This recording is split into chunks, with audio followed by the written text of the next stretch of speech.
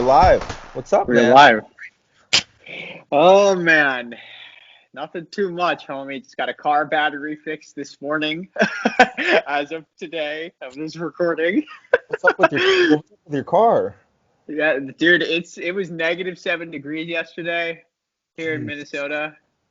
Hey, yeah, I know. It was cold, and my car battery. I'm pretty sure that. So basically, my car is a 2011 Honda Accord V6, and it's a nice little car. I'll say that right now. It was in use before. Like, it's got an aftermarket like screen on it and like a back camera, and it's really cool. But like, we're pretty sure the battery was used a lot before I got the car. So we had to pick up a So, whole new battery, and we put it in ourselves. We were not about to go to a mechanic and do that. Heck no. no, I No. mean, it's just a battery. I mean, why waste money on doing that? And they're Yeah, gonna tell dude. you that like your air conditioning's broken and your fan is all that. And then first off, it'd be like my air conditioning. It's fucking winter. Fuck my air conditioning. Dude, my car is top tier though, man. Yeah, it is. For It's a like first Honda. time car. Hondas are good cars, but man, it has been a hell of a journey. I mean, 5 years of friendship and of what wasn't supposed to be even a friendship. I mean, obviously, I'm here in the desert city of El Paso. You're originally from New Jersey and now you're living in Minnesota. But That's the right. way we met is a strange way. You know, basically saying, going to Minnesota to become a missionary and then being thrown in with 11 other random strangers and traveling across the whole damn United States and then Oh man. Oh man. and basically living in, I guess, what I thought was a living hell, and a bunch of other things that just happened. But hey, you know what? We spawned a really good friendship that we've had. Even though we're from different walks of life, but I Yeah. mean, it is now 5 years Yeah. going strong, and it hasn't deteriorated one bit. Yeah, man. I tell you, it's like you and I just got each other when we first met, and that's not a lot. I mean, I have a lot of people that did net ministries with, which is what we're talking about right now. We'll get into that in a minute. But like, I remember you were one of the first people I met. The first dorm room we had, day one, I remember I had gotten there at like 4 in the morning, or I'd left at 4 in the morning and had gotten there at a certain time. And I recall that later on, because we were in the same room, you told me, you were like, I want to prank this kid right now, but he looks really tired, and I'm going to leave him. And I'm, and then Well, our beautiful where friendship started. you were fast asleep. There were so many things I could do. I could like, man, I could like put like a screaming demon on my phone and like put it next to his ear. I could I could freaking yell fire and be that guy, or I can be like wake your ass up kind of thing, and freak you out a little bit. But my gut said 100%. no. This dude probably had to wake up like at 2, 3 in the morning, get on some like 12-hour flight, be stuck at an airport. Nah, let him sleep. And there are some days when I lose sleep over the fact I didn't get to prank you about that. I Oh still my lose god, sleep no about way. No way. I'm like honored by that, but it. I'm also kind of scared because of like Christian openly thinks about that all the time.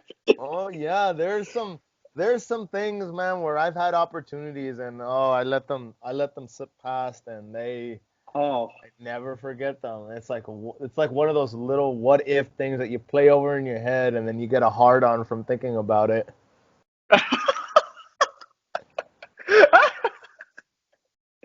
But Oh my gosh.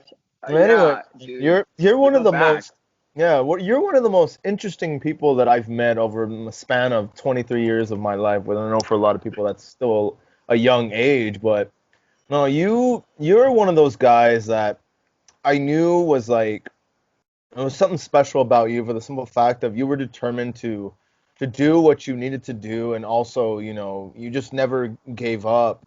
And even though it took a little bit, I guess, to really get that out of you, you slowly found your way. And basically, for a lot of people who don't know, we met through N.E.T Ministries, or the National Evangelization Teams, which is based Mhm. out of Minnesota, and you know, we were put on a group, so to say, and we were it's basically the whole point of it. My simple version is it's a little gerbil experiment. You pick 12 random strangers from across the country, you stick them in a van, and you say, hey, go preach the gospel of the Lord to children, and just go and get along.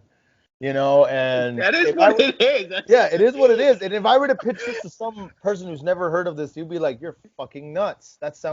No, that sounds like a bad idea. And not gonna lie, when you tell people, it does sound like a bad idea.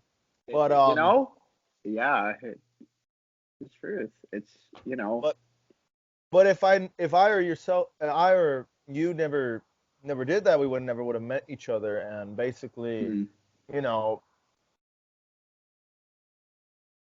it just.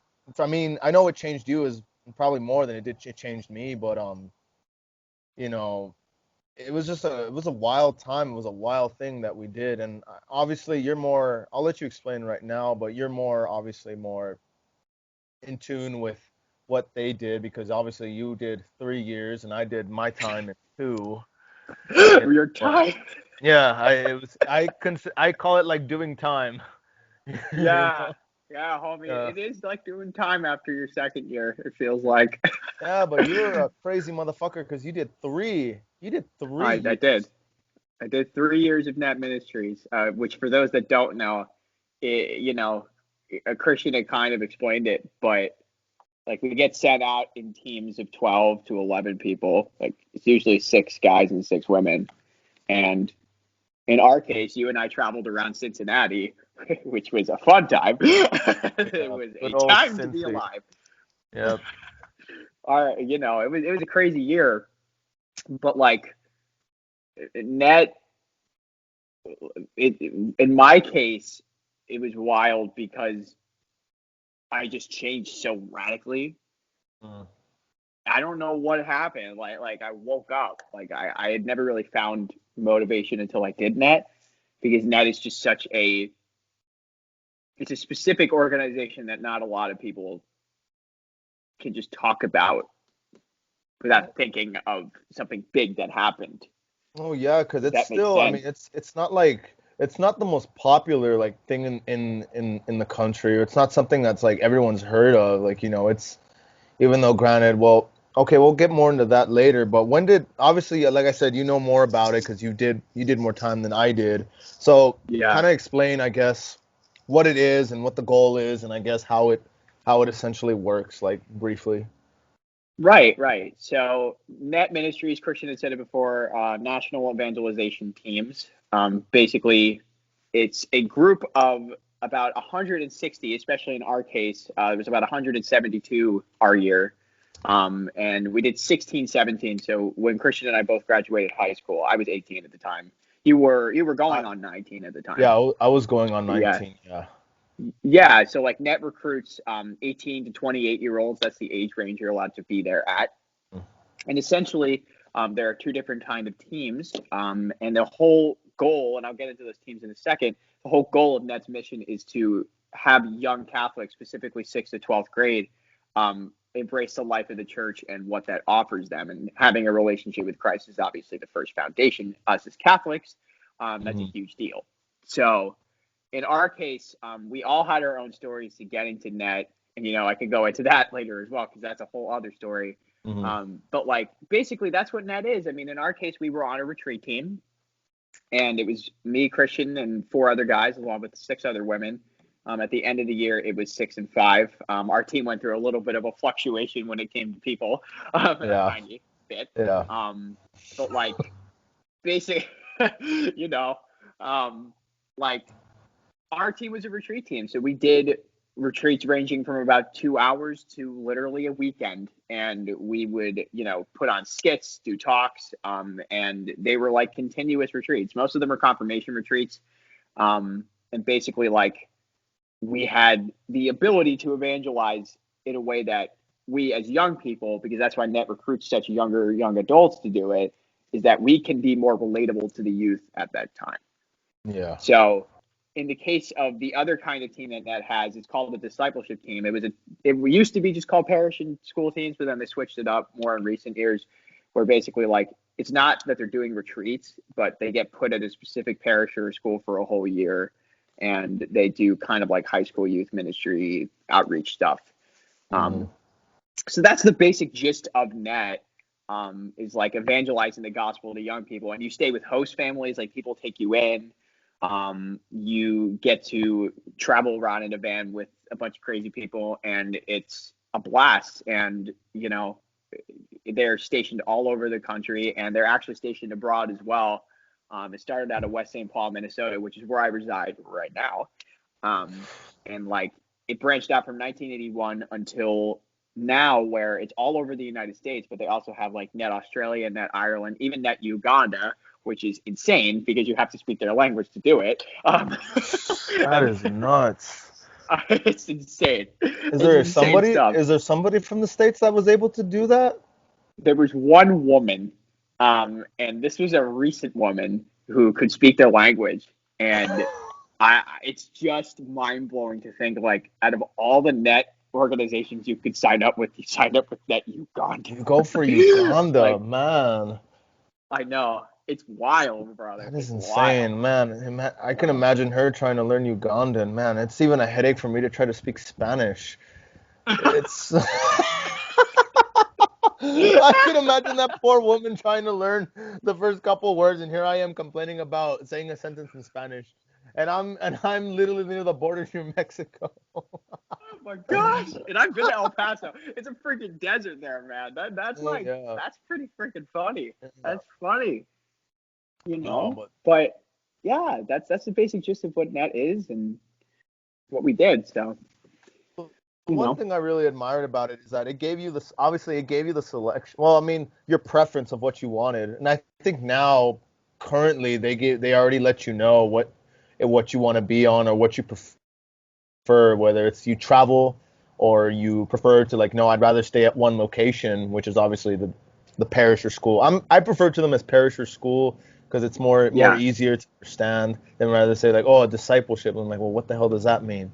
But basically, yeah, and I really love that the fact that they offer that because there's some people who just aren't, their body just cannot take constantly being on the road, like day in day out for 9 months straight, and Absolutely. especially, obviously if you're 18, you probably don't know yourself yet, but for those who are a lot older and know like, no, my body can't take that kind of toll, I'd rather be at one like permanent location for those 9 months and have different challenges and different opportunities rather than getting to travel, which there's pros and cons to both, but I love though that they did offer that for people, and obviously I'm glad a lot of them like really took advantage of those opportunities from it. But anyway, obviously before we get into our year and when we met, let's talk about you, where you come from, Sure. because man, like I said, you're one of the most interesting cats I've ever met. But you originally grew up in New Jersey, correct? Like you I originally grew up did. in I was a Northeast kid. Northeast. That's who I am. Yeah, Yeah. I I've mean, I've been to New Jersey once, and not gonna lie, I really like it. It's green, the ocean's right there, the Atlantic Ocean breeze. It was the first time when I actually visited there that I finally saw the Atlantic Ocean. I never saw it before. mm, I was only used to the Pacific. The Pacific Ocean was yeah. the ocean I ever saw. So it was interesting, man, and I really did like it. It's a cool place, like New York and New Jersey. It's really cool. Obviously, world's famous New York and New Jersey pizza. Um, My all my my pride and joy. yeah, New Jersey bagels, and not just that, the Oh, culture too. The culture is actually, it's just a melting pot. It's just everything there. Obviously from New York City to obviously the Jersey Shore, all the things yeah. that the two states have to offer. It's an amazing place to at least, I personally wouldn't live there, because you New Yorkers and New Jerseyans are a little too much for me personally, you know, but but um but I really do like it up there.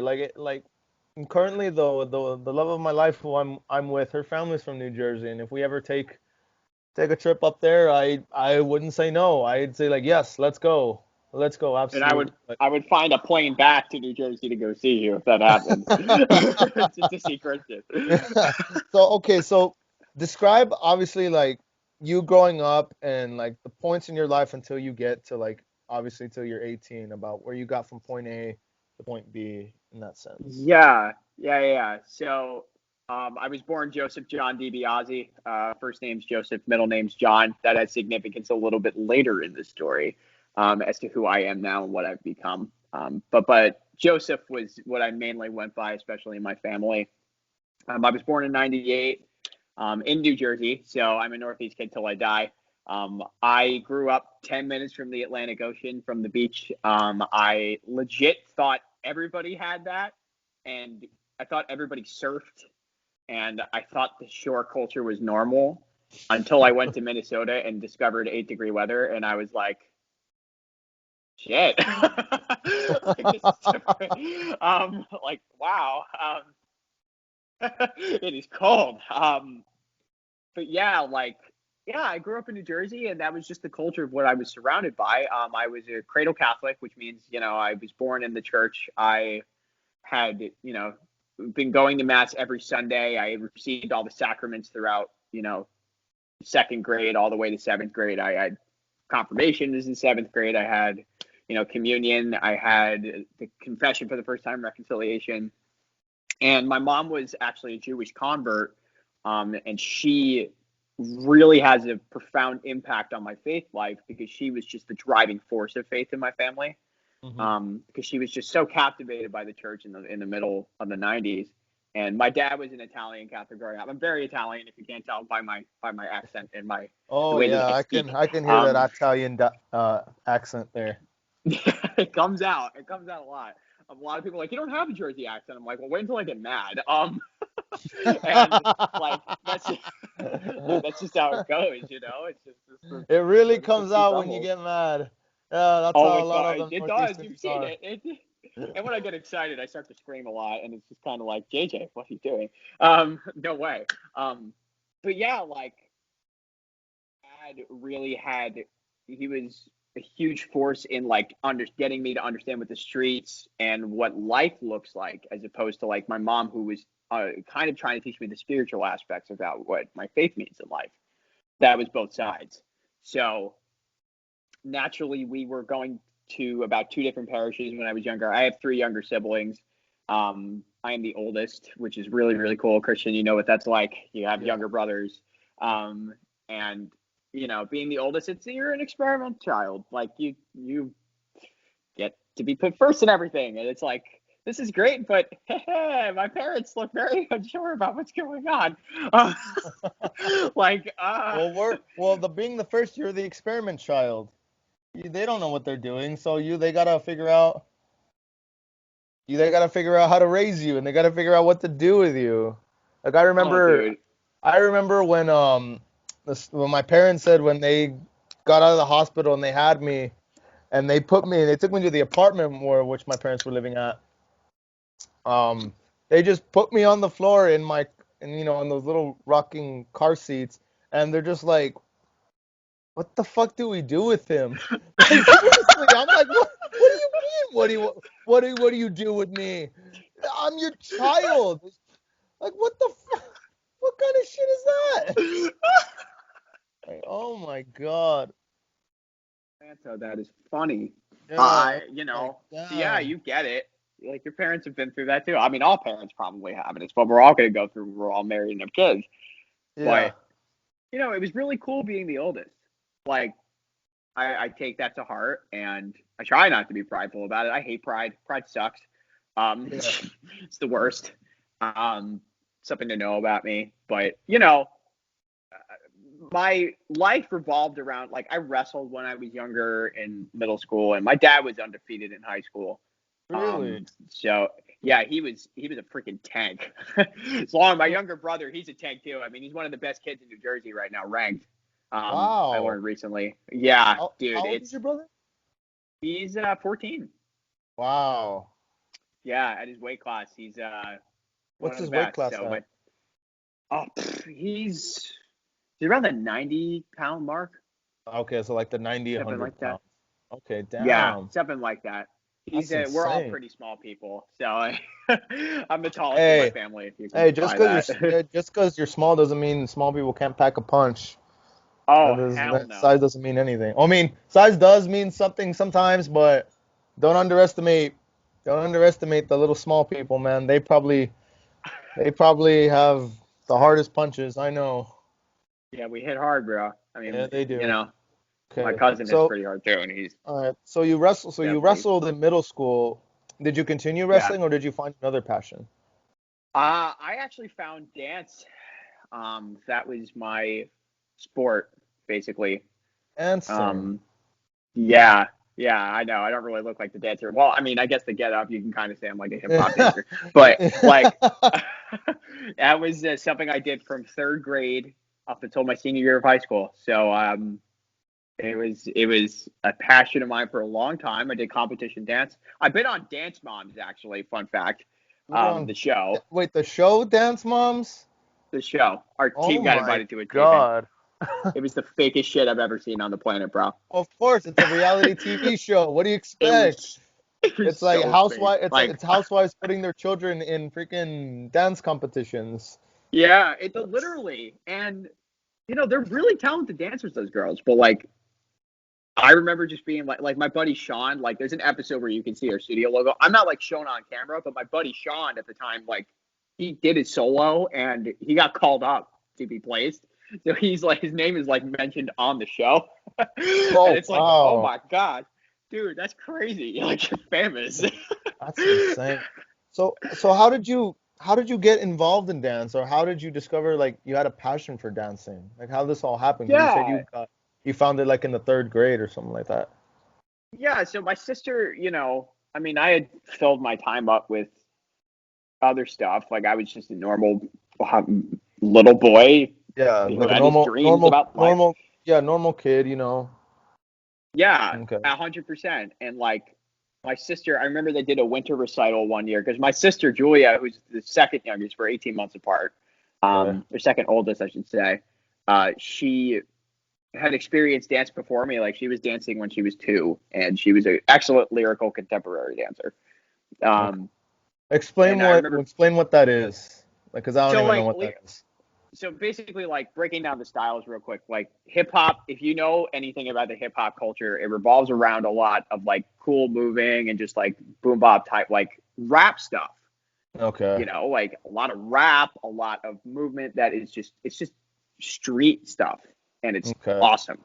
Okay.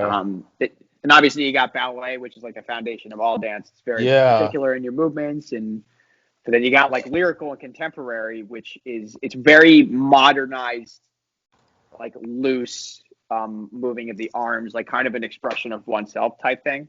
Yeah. Um, Okay. Along with a lot of like somber music that accompanies it, and then you got a lot of tap dancing, which is kind of like drumming within and of itself, except with your feet, and it's awesome. Yeah.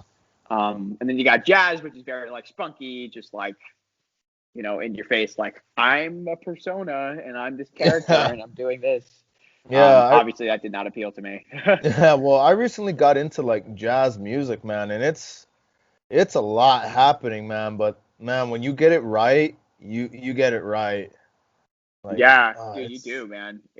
Especially because I also was a drummer growing up as well. I did marching band, I did all that, so I had that other passion to, my sticks right here, yeah. to fill my time. And I was also a huge gamer as well, kind of getting it because dance is a huge part of what I was doing. Like still video games and drumming, like Hmm. because I remember I would like literally play COD because I remember getting I had a GameCube growing up. It was a good times. And then like 2009 ran around and I got my first Xbox 360 and like it changed my Oh entire landscape of man, life. Like man, I got Halo 3. It was, uh, I dude, it was so remember good. me getting my first Xbox 360. It was like, cause I grew up with the PlayStation 2. Okay, sidetrack. My first console I ever had was the original Sega Genesis. And my games, Yeah. everyone else was playing Mario, I was playing Sonic. Those are my games, like the first Sonic the Hedgehog, Sonic 2, and then Sonic 3 and Sonic 3 and Knuckles. Those are my games. And then my cousins, when they were living with my grandma at the time, they had the Nintendo 64. So that's when we got into Mhm. Pokemon and The Legend of Zelda, Mario 64, Tony Hawk Pro Skater 2, and and a Classics. few other games. Yeah, classic games on there. But that was my only Nintendo game, that the Nintendo system that I ever got to play. And then Mhm. obviously I had the PlayStation 2, and I had that one for years and years and years, and I still think it's the greatest console that I ever owned. I actually still Oh have one yeah, here at my house. I still have one. dude. That thing's opening library on opening week. Ridiculous lineup of games. Like you'll never ever see that ever again. Like Yeah, you it's got Metal insane. Gear I think, Solid 2. I mean, it was oh wild. yeah, It was wild. yeah, like I think still to this day it's still the best-selling console in the world. It still is, even though you have the PlayStation 4 and the new PS5 and the Xbox Series X. The PlayStation 2 is still the number one selling console in the world, which is insane because that's almost 20 years ago. That's almost Yeah, 20 years I ago know. that came Uh, out. to That's think that just like that's how old we are now. It's just like exactly. It's holy insane, crap. man. Like It's oh insane. man. Oh Yeah, my I mean, God. I was a very big Nintendo buff. I mean, I had the GameCube, which is in the same generation as the PlayStation 2, Yeah. and I had disappeared away from all things Nintendo because we had like a Wii U, but it was my brother's, and I had the Xbox One, which I never really fully dove into because the launch of that console was just so bad. The launch of the Xbox One was terrible, and that is coming from somebody who's I've been consuming Xbox for years. Yeah. Like, I'll say that right now, it was a terrible launch, but like, dude, now I got this PC and the Switch. The Switch, the Nintendo Switch, is top tier. Okay, Oh it's yeah, I've awesome. played the Switch before. It is a cool, neat little console, and the fact that you can take it anywhere. But anyway, Yeah, I'm sidetracked. Okay, so you're yeah, dancing, back you're to it. drumming, and and you're doing all this stuff. Well, obviously, you did that at 18. What made you, I guess, sort of like get into your faith, or essentially Yeah, like you learning how to, that you wanted to do something bigger with God, or like, into that, like how did you get into that area of like learning about God, or seeking knowledge of God in a sense? yeah. So kind of leading up to that, like I had found this guys group at this dance studio I was going to. So it was like, that's how I got attracted to it. Like, Okay. there's these guys who are doing hip hop. You're never gonna find that anywhere, Yeah. like anywhere on the planet. Like my teacher was a dude, and he was awesome. Like just an awesome man. Like, Yeah. and that was taking up all my time when I was younger. I Yeah. was still going to Catholic church. I was going to church, but like Okay. middle school and elementary school, it was just a Sunday only thing for me. Like that's purely what it was, with some special Okay. occasions mixed in there. Yeah. And that's how normal was to me for a long time. Like I was like, Okay. like I mean, I didn't really care. Mhm. Like I didn't think that it was going to be taken outside. Like when people would talk about prayer, I would just be like, "What? Like I don't understand. Like am I Like, doing my Hail yeah, Marys? like I Like pray before my meals, and I say my prayers at night, and that's prayer to me. Yeah, no, yeah, I that's it. understand. That's Literally. that's how I understood prayer too. That's all I thought it was, really. Yeah, and the crazy thing was is my mom was so far ahead in trying to understand like the aspects of the Holy Spirit and the Trinity and like just so many advanced things in the faith that she would try to teach my dad and us, and we were just like, "What are you talking about?" And it wasn't like her fault. She was just excited to teach that kind of stuff, but we didn't Well, get it. I didn't well, understand it. when we were talking before we went live, you said that your mom was a Jewish convert, correct? Yeah, correct. Yeah, So that's even more insane, because now she's got the knowledge of the Jewish faith. With, man, it's incredibly hard, because I even tried like doing some research and trying to understand the Jewish faith, and it's insanely hard and insanely traditional what they do. And for her to not just convert to Catholicism, and of course with the knowledge of the Jewish faith and Catholicism, yeah, I can understand why she was excited, 'cause that's a lot of knowledge right there. I mean, bro, like my mom has literally been through so much, and it's incredible to like even today. Like she's a part of a prayer group. She meets with virtually now because obviously we're living in a very pandemic time. Yeah. Things are very different, Hmm. and she's been very consoled by the Seven Sorrows Rosary. Like, this is the kind of stuff my mom is doing. Like, she's like engaged in a whole new kind of rosary, and like she prays like all the decades, and it's just like this woman is very devout. Like, she's very full of the Holy Spirit 24/7. That's what I tell people. Yeah. And they'll never take that away from her mom. Like, she's so loving and caring through that. But I mean, for me personally, I'm just a normal high school kid. Like, I went to public school. You were kind of saying earlier that New Jersey's a big melting pot. I went to school with all ethnicities, like literally all of them. Like, especially in this time where racism has just been so put to the forefront of so much stuff that's going on right now. Like, I've never ever looked at somebody else who's a different skin color than me and just been like, this person is my so-and-so best friend. Like, I refer to that. I hate referring to people by their ethnicity. That's a personal thing of mine. Yeah. So, I just grew up like being around a community of people where, there were a lot of African-American people. There were a lot of Muslim people. Like, there were a lot of Jewish people in my area. Like, literally all ethnicities I could go off the top of my head. Like, there were a lot of Mexican people that I knew. So many of my friends, like my best friend from back at home, he's Filipino. My only best friend that I still have left back at home. And I never, ever once looked at him and be like, you are my Filipino best friend. Like, he's my best friend. He's one of my best friends, Yeah. So I just grew up with a very natural sense of like, this is normal. Like melting pot, here, like Jersey Shore there, like that's public school for you, and that's a high school hit. And, all that was just kind of normalized to me. But my mom had been looking for this new youth program. This youth group program called Life Teen, which is kind of like a youth group program a lot of people use all over the country. And she was like, it was at a different church that was 20 minutes away from the regular church we were going to. My mom was like, you're going to this. And we were all just like, why would we do that? Like, even my dad was just like, we're situated at this church. Like, my dad was like the groundskeeper there for a while. He was like, why would you move churches now? Like, I don't understand. Yeah. And my mom was like, well, I'm doing it with or without you. So she's been very determined a stubborn woman. I like it. Oh my gosh, you have no idea. Like, my parents are very stubborn people. And like, we went to this mass. I mean, this church is huge, bro. Like, you've been inside that church. Maybe St. Mary Mother of God, where we went for Easter. It's a huge church. It's pretty church. It's really nice.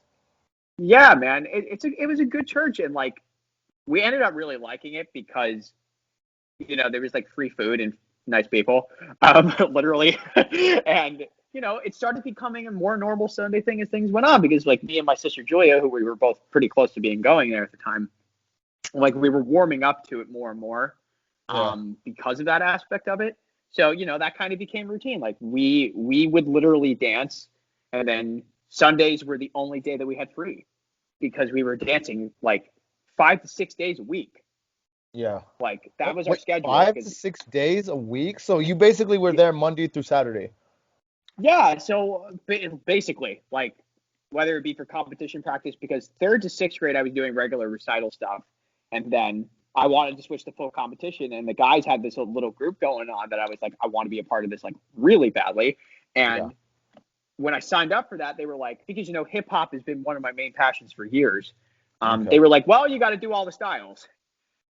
And I was like, no. Why? Like, no. So I did do ballet and tap. I don't look like I did ballet, but I did.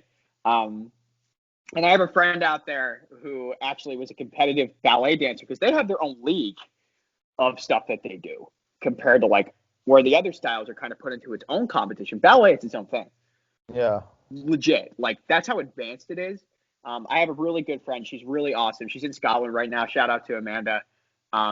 She's incredible ballet dancer. And I like respect the craft of ballet, but it was still me as a guy. Yeah. I had other men that were there. Yeah. But well, ballet is one of those things that it's just it's a difficult dance. I mean, obviously it's, when you see the final product of it, it's an elegant form of just dancing, and I'm just the amount of work that goes into that. And obviously there's a there's a boxer named Vasily Lomachenko who is one of the best who's one of the best pound for pound boxers out in the world. Like he's so good. But like his dad is his boxing trainer, and he took him out and put him in Ukrainian ballet to help with his footwork. Oh my Ukrainian goodness. ballet, and you can imagine like like ballet here in the States, but no, if you really want to watch real ballet, look at Russian and Ukrainian ballet. Like it's Yeah, insane how much work they have to put in, and just the time crunch and the diet and the footwork and the exercise you have to do for it. It's literally insane. It's yeah, it's insane. called dedication. It's dedication, homie. I mean, that's just something I had for hip hop. Like I was never Mhm. You know the bottle in my huge room? into the idea of being anything else, and kind of leading into high school, like, I mean, we won a lot of competitions, we did a lot of good stuff, but I was dancing 5 to 6 days a week. Like it was taking up Yeah. all of my time, Yeah, and basically the you youth know? group is like your Sunday, which is pretty much like that's my only day off, and now I have to go to this. Your mom's forcing you to Yeah. go to this youth group thing on Sunday. Yeah, that's pretty much what I looked at it as. But like, I kept trying to keep positive about it because I'm just like, well, I want to honor my mom in this because she kind of like coerced me into what I'm doing. But like at the same time, it's just like she didn't coerce me. I like kind of chose it, but like I didn't. It was really weird. So we stuck with Life Teen, and the end of my freshman year of high school in the summer going into sophomore year of high school, I had signed up with, well, I didn't sign up. It was another thing my mother signed us up for. But we signed up for a Steubenville conference, which, if you don't know what a Steubenville conference is, anybody out there, it is a gathering of youth from about, the high school age, Mhm. and like all the way from freshman to senior year of high school. Usually people gather in by the thousands. Like the one we went to that year had like 3,000 people at it. But like, it's a 3-day retreat where they do like mass, they have talks all over the place for the guys and the girls separately sometimes or together. And then they do what's called adoration on Saturday night, which is where they put the Eucharist, that we in the Catholic Church believe is the body, blood, soul, and divinity of Jesus Christ, into this thing called the monstrance, which is kind of like this golden trophy case looking thing. Yeah. And like we leave it for us to adore. That's why we call it adoration, because we believe it's Jesus. So Yeah. it's usually the big highlight when you go there. And I was looking at it as just like, what? Like, this is wasting 3 days of my time. Like what in the world? Why am I doing this again? Like, Hmm. I don't know. Yeah. And it got weird too, because I mean, you could speak in on this a little bit, Christian, from your first Yeah. experience from this. But I remember when people were lifting their hands because the Yeah. charismatic renewal was just so foreign to me. Yeah. And I Could remember could you people would do actually real that. quick could you actually real quick explain the charismatic renewal? Because some people Yeah. don't know So what that is. for some of you that don't know, I mean, I have to remember that a lot of people, don't exactly cue into all this stuff all the time. But like, Yeah. there's this huge divide, not necessarily divide because a lot of people are very centered on it, but there is a huge mass exodus of people out there who are either very traditional or very charismatic. Yeah. Now, the thing is that right now, especially in the current state of the church, like the charismatic renewal is basically a contingency where like you raise your hands and you praise the Lord with praise and worship. And after the birth of Vatican II, it started to become way more like prime in the Catholic Church, even though the charismatic renewal is dated back to centuries beforehand. Like there was a new wave that, started changing the look of Catholic churches to Hmm. fit more like a Protestant church. Like that's just kind of the fact of it. Like, Okay. I know a lot of people don't really like going into that all the time, but it is a true thing. Like a lot of churches started looking like a Protestant church. And, then you got the traditional side, which, Latin mass, which like they're speaking a whole other language, and they're holding the Eucharist a different way, and they're doing all this stuff. And they believe like, like a good tendency of people don't think that raising your hands at a specific point is great, Hmm. you know? So then see, I'm a firm believer that if you put both of them together, because there's so much history on both of those sides, Hmm. you can make it work. Oh It's yeah, a real definitely. thing, Oh yeah, you and know? I think that also applies with everything too. Like there's always two sides to the coin, you know. It just depends on, Mm, you know, on how basically you you take what you like from both, and then you use it in a sense to learn more and to understand it fully. Like obviously I'm not against whether you're on one side or the other. You know, it's your damn choice. You do whatever you want. You know, it's your relationship with God or whatever it is you're doing. Not my thing. But as for me personally, I lean more on the side of a little bit more tradition because I prefer tradition. You know, just because I grew up with more traditional home. But Mhm. I'm not opposed to people that are not I don't want to say experimenting, but opposed to being more open and out there with your faith rather than just stay to one single thing, like trying new things, trying to expose yourself to God and to the Holy Spirit and all that kind of stuff. So I mean, but yeah, I completely understand and know about the divide of people that are like, no, tradition's better. No, we got to do this new thing. But I think too far left or too far right, can blind you from one side or the other. But when you bring them both together, you find that nice balance of where you can fully understand both sides of the coin. And I think it's better for you to understand both sides so that way okay, here's are the pros, here's are the cons, here's what works for me, and here's what I like to do and what I understand. And Yeah, 100%. And you know, the charismatic side. I mean, I grew up going to very traditional masses, and not like necessarily Latin masses. Like you can understand it in English. Like if the English right, yeah, you know. But the whole charismatic renewal, and it's grown on me so much yeah, that I love it too much to just let it go. At the time, however, I was very put off by it because hmm here I am, just like not understanding why people are like falling over and like you can hear some people laughing. Like that's just what happens at these adorations at these big conferences, what bro. the Like these things hell? actually happen. Like Well, it's crazy. yeah, it's nuts. I remember the first time I was exposed to adoration. It was so there's just no other way. It was so weird. It was so weird and kind of to the point of it was kind of uncomfortable because me Mm, not being exposed to it at all, I didn't understand that in that case, in that gold thing was apparently supposed to be Christ.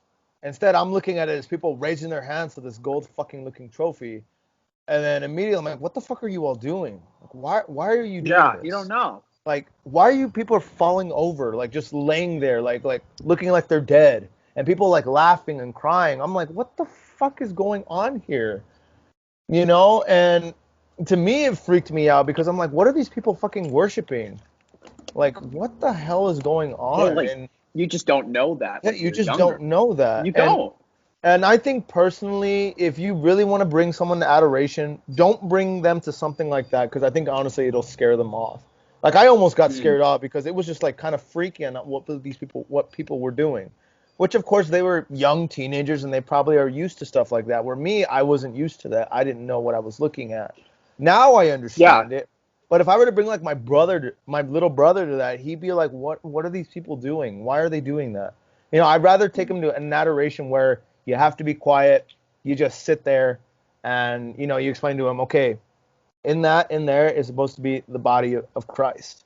It's Jesus Christ Himself. You can tell him whatever you want, but don't like scream or anything like that. But sit there and pray and just look at Him, and it's that simple. And I think that's the best Yeah. way to start exposing them to adoration, rather than bring them somewhere where people are falling over, crying, laughing, putting your hands up, like trying to touch it, you know, because I think that just can be a very not to saying it's not good, but I Oh, it's think for someone, great. yeah, Yeah. it's great. But for someone who's experiencing it for the first time, I don't think that's the best way to expose them to adoration, if that makes sense. Oh, I absolutely agree. Um, I mean, it doesn't really help that in our case, I mean, homeschoolers and Catholic schoolers could speak for themselves, but I mean, you and I were both, we were in public school. You were in public Mhm. school, right? Yeah, Yeah. I went to public school all my life. Like it's just different. There's Yeah. no God at that school because like you can't. I mean, you're allowed to freely express yourself, but I was so scared to even admit I was Catholic. No, I mean, for And like, me, I wasn't scared. It was I, just something you just don't talk about at school. You just don't talk about it Okay. at school. That's a better way of putting it. Like, Yeah. I wouldn't, if somebody asked me, I would say it, but like, I would say it more frequently now. But at the time, I was just like, do I believe this? Do I not believe this? Oh Like, yeah. what do I We've say? all had those questions. Don't worry about that. Yeah. Okay. I mean, Okay, so go ahead. you do the Steubenville conference, you're exposed to adoration, and then what? And then what goes on And from then, there? I mean, nothing really happened after that. Things just continued on, but I think a seed was planted because we stuck with that youth group all throughout high school, just to Okay. give you a little preface. But Yeah. like basically, we went again to the same conference the next year. Dancing and all that stuff is still going on. And my mom had, this is the last time that she ever coerced me, quote unquote, into doing anything like this, quote unquote. Yeah. More like I signed up for it just to make her happy. But like basically, I signed up for this thing called Franciscan Lead, which is basically like you get a small group of people from all over different parts of the country, and they meet up kind of like a mini net retreat where you do testimonies and you're with a small group of people, and then you go into the weekend and you're with a larger group of people and you get to explain like we make disciples, Uh-huh. because that's what Lead does. But Okay. I didn't realize that my phone was going to be taken away for a whole week before this conference. Oh Into this no, not weekend. the phone. No, Yeah, not that. dude, I was like, there goes my precious tunes. I get it. No more, Eminem, no more Rush, all out the window. No, now They're you just have to gone. pay attention. Now you gotta pay Yeah, attention to it. I have to listen. And I was just so miserable for a few hours, and then, like I said, there's a small group of people that go, but then this girl comes and she was in a wheelchair. She had casts on parts of her body, and I was like, oh, this is, whoa, okay, what's going on here? She explained it to us throughout the week in increments, but basically, like, she was injured in a gymnastics accident. She had some nerve damage. She landed like badly on the left side of her body, Oh so she shit. was in constant pain. Like she had to wear headphones constantly because it was insane. It was wild. I was just like, but the thing that got me was just like this woman was so joyful, Yeah. and uh, she was in pain. Like I just didn't get it. You said she I had to was have like, like headphones on her head. You kind of cut off there, but you said you had to have headphones in her head. Why? In her ear? Why? yeah, I mean, her ears would ring. Like From the they would nerve legit damage? ring. Yeah, like she would hear things and it would just like distort what was going on around her. Oh my Like, God. Oh my God. dude, it was crazy. It was wild, and the whole part about her just being joyful, I just didn't understand it because I was like, I'm perfectly healthy. Yeah. Obviously I have this big red thing on my face, which for those that don't know, it's called a port wine stain. You probably noticed it and you were like, why does it look like Prince Zuko from Avatar? Which is the common thing I get from people. A little bit about that. Like Oh my. basically, it's a skin condition where you're born with it. Like you have to get the red blood cells stabilized by lasers, otherwise, like you could die. Like the red blood cells are just not growing correctly. Like people get it on their body, like all over their body. Some people get it Yeah, on their arms and I've seen legs. it I with got it on people. my face. Yeah, I've seen it with people have it on like their arms or their chest or their sometimes like their whole like torso. Yeah, I've seen Yeah, that. Okay. it's so like I mean, I've only met like three other people. Like, I actually have a great retreat story I could tell later. I met a girl last year in California that had a poor wine stain. She would hide it. Um, but that's a story for another time. Yeah. So Okay. kind of getting back on So track. yeah, so basically you see this girl, she's basically whole left side's handicapped, and you see her like obviously even that would freak me out. Like, damn girl, like you can't your whole left side is basically useless. You can't do anything. And yet here you are just enjoying and laughing and smiling and you're like, damn. Okay, so then what? Then what happens? Yeah. So, week goes by and we have the conference on the weekend. Everything I kind of said before, like there was mass, there was talk, yada, yada, yada. Then they had adoration on Saturday night. And they started processing, the monstrance around with Jesus in it, obviously. And like it was still something where he passed me, and I was just like, yeah, cool, like whatever. I'm still really turned off by this. Yeah. And but the Eucharist actually passed this girl. She heard a voice in her head say that it was time. This is what she claimed to us later on. And she took her cast off and she was healed like that. And the crazy thing is that she actually went back to gymnastics the next week on her Instagram. What the fuck? Yeah, I thought she was faking the injury the entire time. She was ecstatic. She was jumping everywhere. I was like, to my youth minister, I'm like, dude, there's no way that happened. There's no way. But then, like, I looked on her Instagram after, like, you know, Steubenville was over, and I was like, oh my gosh, she's in a wheelchair in every picture. Like, holy shit. Like, dude, that actually happened. And then, like, it got me interested in looking up different miracles in the church because there's so many stories of, like, saints and things that have happened within the Catholic Church that are documented miracles. Yeah. And I started to gravitate toward that. I started to care a lot more, and I started to see, like, the purpose that she had. I wanted that really badly. Like, this is something that I want, but I don't understand it yet.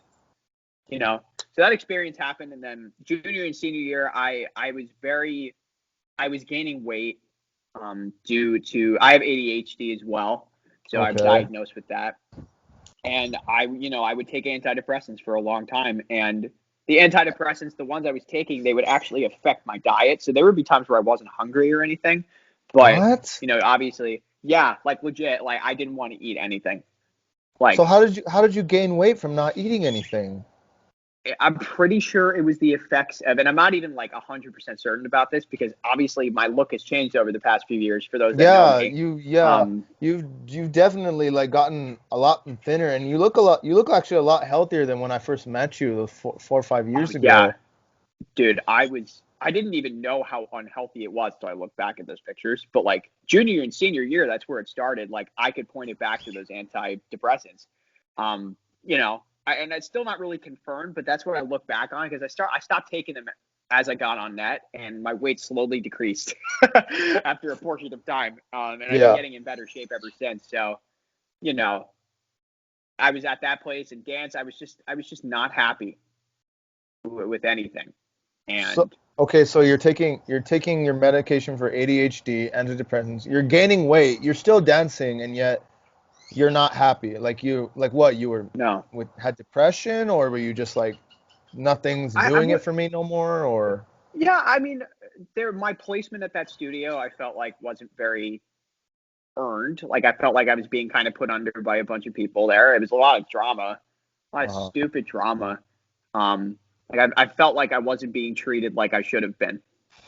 And I could have contributed so much more in the marching band, but dance was taking up so much time. Like I never quit because I wanted to keep going and make a name for myself in dance. But, I was still finding my faith in all that. And I just was not happy in my position with dance. And, senior year rolls around, and I had been in a bunch of solos and duets and trios and group dances where, I danced by myself, and then I won a bunch of awards, but it still wasn't making me happy. Like it wasn't. Yeah. So now in the middle of all this high school time, mind you, my mom had actually hosted a few N.E.T teams. We actually got to have the opportunity to do that in New Jersey because N.E.T comes to New Jersey. Shout out to Ryan Best and Chris Smith's Team 6 from 14-15, as well as Joseph Liu and a few other people that I know from that team who I've gotten to see over the years just in increments. But like we hosted that whole sisterhood, that all 6 of those women, and my mom was just like blown away. And I was like, what the heck are these people? Like, this is cool, So I was familiar with N.E.T before I signed up. But the end of 2015, senior year was going on, and I was just like, I have no desire to go to college. None, zero, zilch, nada. Academically, I was very, very bare bones. I was like, I have no motivation to go into academics right now. There's just none. So one of the teams that we had, we hosted a few teams, and a few of them stuck out to me very, very much. And just how like, they're like, gosh, these 2 dudes are playing Call of Duty with me, but they're Catholic? What? Like, this is cool. I don't understand. They appealed to me. I had been on a discipleship week in Ohio, which, for those that don't know, is kind of like N.E.T week retreat they do in the summer. And the one in Ohio was the first one they ever did. I was a part of it, which was dope. Like, it was sick. And I was one of the first times in my Catholic life where I was just like, wow, I can actually see myself doing this. So I took the apply card that one of the teams left on my desk, and I was like, I'm going to do this. And I applied, and I had my interview retreat weekend where basically they assess you and they give you, a rundown of what N.E.T is and what they do. Yeah. That weekend was incredible. I felt very called to it. And I realize now that God was steering my direction there. Because my real conversion really did start on N.E.T. Like, I didn't have a prayer life till I came to N.E.T. Which now I can't live without prayer. I mean, you remember me when our first half of our year where I just hated praying. I could not stand it. I recall a time where I was sleeping and our team leader, Joe, shout out to Joe Rinda, took my sleeping bag off of me to wake me up. He was like, you have to pray. I got up. I took my sleeping bag, went back to bed. Like, that was how I was. And now I can't live without prayer. And back to kind of the story for a second before coming into first year, like, I got the call, I was accepted, and I served 16, 17 with you, obviously. Yeah. And it was the start of something beautiful, man. Like, I've been changed ever since. All right. I mean, I have a whole plethora of stories because I did come back 3 times. Yep. Or you came back 2 times, actually. Two times, my mistake. I flew in once, I skirted in, and then I did come back technically twice. Yes. Yeah. So. All right. Well, yeah, before we get into the first year stories with me and you, I gotta get ready for this one because oh boy, you're about to try. it's a lot. It's a lot. Yeah, it's a lot of heavy stuff. It's a lot of stuff going on, but I guess essentially we're just gonna get down to it. Our first year fucking was rough. It was really rough. It was rough. It was bad. Real quick, before you go on, I'm a huge pro wrestling fan, and there was a podcast that CM Punk, which for those that don't know who CM Punk is, he left WWE in 2014 because he hated his position in that company, and he just walked out on them, and it was beautiful. And they did a whole podcast with this guy named Colt Cabana where he just aired his grievances. To his problems with everything. So we try to sound not as bitter as possible when it comes to some stuff. Yeah. But it was a rough time. Yeah. No, it was hard. It was very, very hard, and fuck it. Down the hatch, boys. Shit. But no, it was hard. Obviously, we were placed in Cincy. We pretty much did almost all of Ohio. Not my favorite place in the world. And obviously, when we talk about this, I don't want to name names. We'll keep the names low key. But man, it was a rough time. There were I think there was 12 of us, correct? There was 12 of us to start. And we ended up with 9 or 10 people at the very end of it. Yeah, our team would fluctuate constantly. Yeah.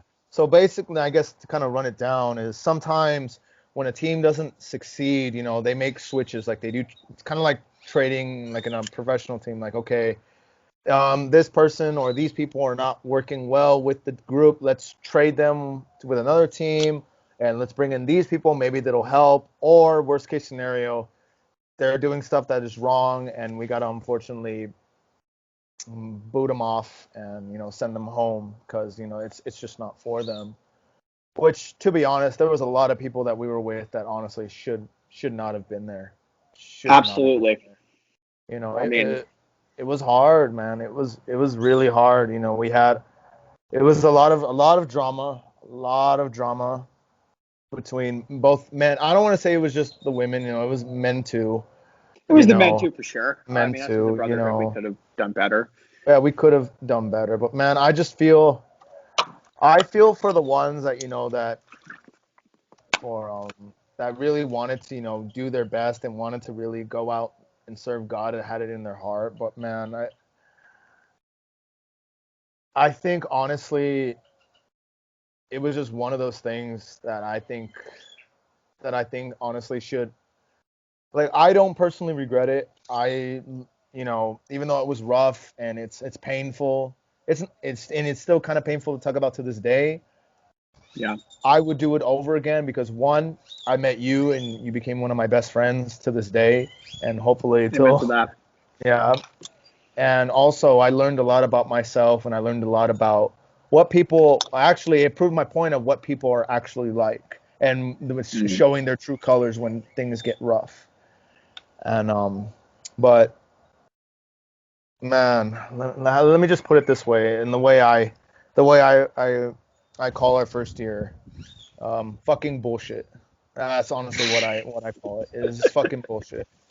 The attitude of some people complaining about, oh, my way is better, or why can't we do it this way, or you know what, not giving it my all, and just preferring to seclude themselves to one or two people, or just to Oh ignore yeah, everybody don't. else's problems, and and all that stuff. And plus, honestly, this is another thing that really honestly pissed me off.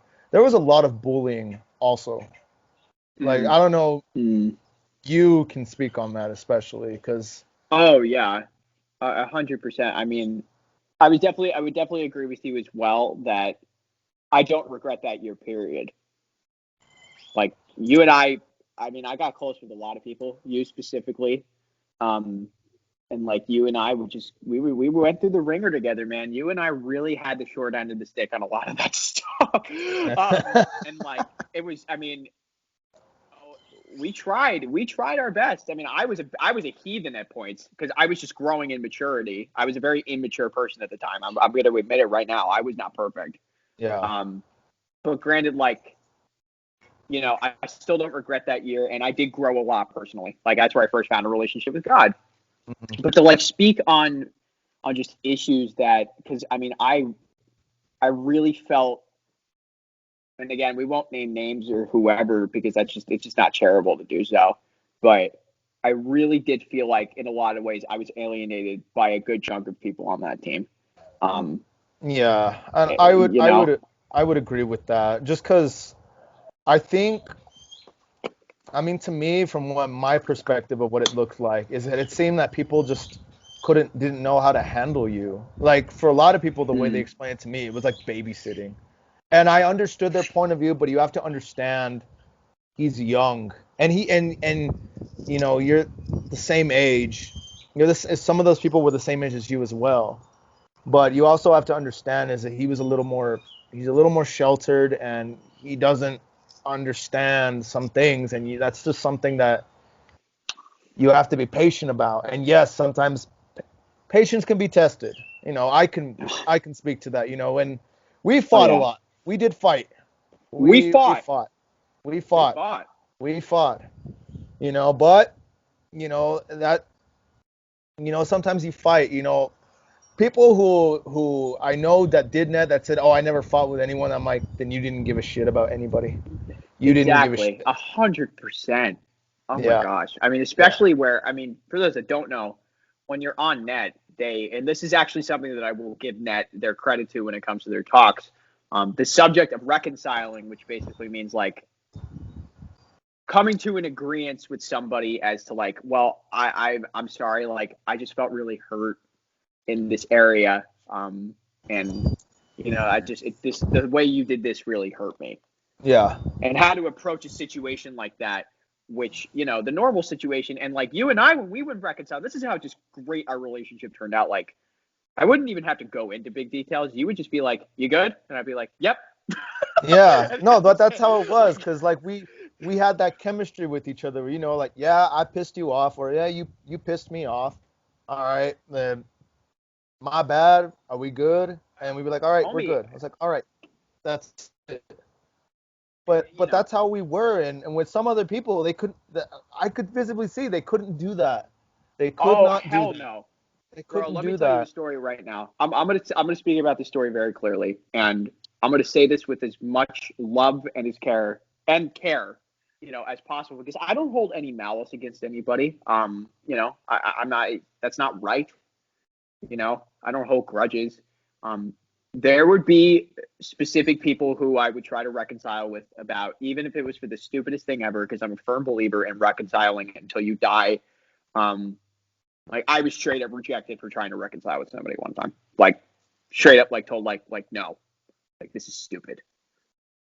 And I did not feel received at all from that. Like I felt like, okay, like that shows you how much you care. And it really hurt for a long time because it again goes back to that side of favoritism. Because for those that are serving on net right now or have in the past or will in the future, favoritism on a net team sucks. It is not fun. It is very jealousy influencing.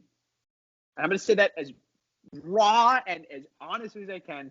Please spend as much equal time with people as possible. Even if you don't get along with somebody, I get that. If you don't want to be around that person all the time, that's fine. But don't make it look obvious, at least. Yeah, I agree with that. Like obviously, yes, there's some people that you have that you're gonna get along with more. It's natural. It happens, and I get that. And you can't fault someone like, oh, why do you hang out with them more? Well, it's because we get each other more. But if I'm making it apparent that, I'm spending all my time with so and so and giving you zero time, then there's a problem. But if I'm giving you some time, but I'm maybe giving them a little more time, I don't see that as a problem because, it's a natural human thing that happens, and you can't fault people for that. If you fault someone for that, then that's just pettiness. And it's like, come on, grow the fuck up. And your relationship is just different. That's not saying anything. It's just that, what? I get along with this person really good and I am comfortable with them. That's not a knock on you. It's just just how how it should I is. say it? Yeah. It's a coping mechanism, and it's a human thing. When you see someone that's like, hey, they're like me, they like the same shit, you're gonna gravitate more towards them.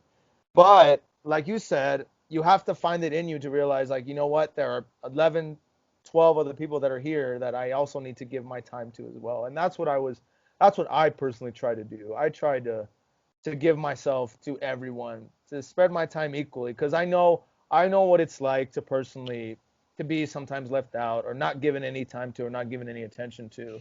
And my job was to make sure that I personally don't make anyone feel that way. And I to this day feel like I never did that to anyone. And Yeah. if anyone does have a problem, then, well, you should have told me. Or if not, now you want to tell me something now, well, fuck off. I was like 5 years ago. Grow up. Yeah. Hey, that's just honesty, man. Hey, listen. The fact of the matter is I absolutely agree with you because in my latter years of N.E.T, I really did try to spread my time equally to everybody. I mean, especially this third year I had. My third year was so healing, bro. Mhm. It was so good. It was what I needed. And comparing to that first year of just because obviously we had a lot of favoritism on our team. We had a lot of people who shouldn't have been on N.E.T in the first place, and you and I can agree on that all day. Like God's will or not, like there were clearly some people that just were not built for that, Well, especially like in the sickness that we had too. I mean, the oh sickness didn't yeah. help. It Oh was, it yeah. was like, Well, yeah. There was a man. I forgot about that. There was a whole week when we were literally wiped out by the flu. The flu literally yeah, in wiped us all out. January, The flu literally. wiped us all out. And man, I remember that it was yesterday. Everyone got sick. Everyone. We had to be quarantined in a hotel, and we had to live there for like a few days. And man, it was just a rough year, man. Especially when we found out before we hit back on the road for January. So basically, to sum it all up, you hit the road in September, and then you come back home, like you go home for Christmas, and then you're back like around like a few days after New Year's, and then you hit the road in the middle of January all the way to May pretty much, and then you go home again. So I remember in January we found out that we're losing two people. They're being traded off to Mm. different teams, and we're receiving one person from another team and getting an alumni from On the the year road, before. from off the Yeah, road. from the year Yeah. before. And of course, for me personally, the two people that were being moved were the people that I were very close to. So of course, it hit home for me because these are the people that really do give a shit about me and make time, to get to know me. Because honestly, that's one of the things that I appreciate was when people actually get to know like the real me, like know me personally and understand, my quirks and what I do, and and I appreciate that immensely. Like, it means a lot when people actually sit down and take patience and try to get to know me. And the Yeah. fact that those two people are now gone, it's like, fuck. Well, now what? Now I got to start over from scratch because I guess I don't know, when going back, I guess going back when, after being home for Christmas, there was a little bit of me that didn't want to come back because I knew how hard it was going to Me be too. again. And it was Yeah, like me too. literally, like I said, it was like doing time. It's like, great, I got to go finish the rest. It's like, I got to finish the rest of my sentence. I got to finish the rest of it. And and I knew in my heart I wasn't going to just not go back, because I'm not a quitter. I never quit at anything. But it was one of those things like, great, I'm not looking forward to this. I'm not looking forward to it. And, Yeah. and then that to have that happen, it was just like another like a knife to the heart, and someone just like twisting it in there is what it felt like. It just felt like a dagger being like twisted in, and you're just tearing the flesh apart. Mm. And no matter what, where they're like, oh, but we are giving you this person's great and they're fantastic, and they were, it's just not going to be the same. It's not going to be Oh, the not same. at And all. no, exactly. Yeah. And of course, this is another thing on what I hate about personally about the Net Center and about the Netters is they all kind of find out and they all want to know and be up in your shit. I hate Yeah, they that. want to know the latest They drama, want to know and it's they want to know the details, and it's like it's none of your fucking business. It's none of your goddamn business. Like, people will come up to me, oh, by the way, we're praying for your team. I don't give a fuck if you're praying for us. Don't ask me about this shit. It's none of your damn business. Leave it alone. You're not a part of it, so fuck off. That's basically yeah, you don't what know I our like wanted to business. be. Yeah, it's basically what I'd say in my head. But of course, when you're in an isolated place, word spreads and people start asking questions. Oh my God. And then they give you weird looks. And I hate that shit. I can't stand it. Yes, I know our team is fucking horrible. I get it. We're that team. But hey, don't make it fucking obvious. If we're about friendship and charity and all this shit, don't make it fucking obvious. I'm like, oh my God, look, it's that team. It's them. Oh my God, they're that team. They lost two Yeah, people. that You, team you, this you year. know what I mean? You know what I mean? We're That that was another thing Cincinnati that made it team. hard. Yeah, it made it that much more difficult. Just be like, great, now everyone's looking at us like that. Yeah, 100%. I mean, it was not an easy time for anybody. I mean, ironically, the two people that joined our team, I have the closest relationships with, besides like you. Um, but like still, getting somebody moved from your net team, it's not fun. No, it's not It's fun, not. especially for the reasons why they're getting moved. Obviously, I don't want to share. I don't want Yeah, to share that. That's personal reasons, but no, it's rough. It's hard, and man, there were some I know things that I people. saw and witnessed that was just like, what the hell are you doing? Like, man, there was obviously, I think there was a dude that I caught him doing something, and basically, it was like, really, man, like, really. Yeah, something that And was not good. I mean, it was not good. It was like, really, dude. And of course, unfortunately, he got he got unfortunately booted later on, and after we kept losing on other people, because then we lost in the middle of January, February, or February, March. I can't even remember. We lost another person, and then it's like, great, now we lose you too. It's like, now you don't even want to Yeah, continue because it's like we're losing people left and right. It's you know yeah. I mean, to kind of speak on that for a second, because I mean, it's what it sounds like we're describing right now. Like, because this is only like bits and pieces too, because we could go over big details, but like, there were still good things that happened in our ministry. oh yeah, most Like, definitely. I mean, the host families we got to stay with. Shout out to the Waltons and the Holcrafts. Love y'all to death. Um, just incredible people. Like, Cincinnati had an incredible Catholic community, and that was not the problem with us. That was Oh Cincinnati was no, not our problem at no, all. Like, we did a no. lot of Honestly, good ministry there. yeah, like, even though I don't like the state of Ohio, man, there are some really fantastic people we've met over there, and man, I could honestly say that, like, it's a great place, honestly, to live and raise your family. It's a really great place, and Oh yeah, I and admire and respected a lot of those families for what they were doing with their kids. It's awesome. you know, but then there was also like Dynamic Catholic, like, you know, uh, we got to go to their headquarters, which, the popular book company that makes a lot of Catholic books, and Oh yeah, like what's the author's name? What's that full name again? Matthew Kelly. Matthew Matthew Kelly. Kelly. Yeah, be the Yeah, best version of yeah, yourself. The book that's basically the same thing over and over again. yeah. That yeah, that's basically. I'm sorry, Matthew, No, it if is. you decide ever to watch this, but your books are all the fucking same. Your books are all the same. Be the best version of yourself. I've seen it. I mean, yeah, it's the truth. It's the truth. But like, I mean, his message is one No, it's a of his really good peace. message. It's one of those messages that needs to hit home for a lot of people to just stop being something you're not and just be your true self. And sometimes the best thing is to literally look at yourself in the mirror and be like, is this the best person to go outside my house and interact and live my life for people and for my family? It makes you Yeah, look at yourself like that.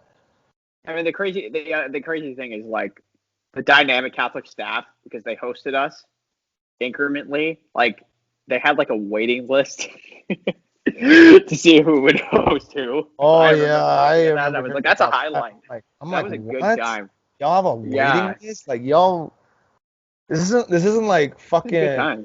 ordering like this isn't like ordering like a new Gucci bag or like one of those like things. You're just hosting people. Yeah, Why you're is there a hosting Netters. fucking waiting list? But You know, it kind of makes you feel like a little damn, like these people, they like what we're doing, and it made you feel like a little bit more like, okay, what I'm doing is a little bit more appreciative, and you feel a little bit more like, okay, I'm doing the right thing here. I am doing it. And there was a lot of moments that year that sometimes, even though you felt like, what the fuck am I doing here? Excuse me. yeah.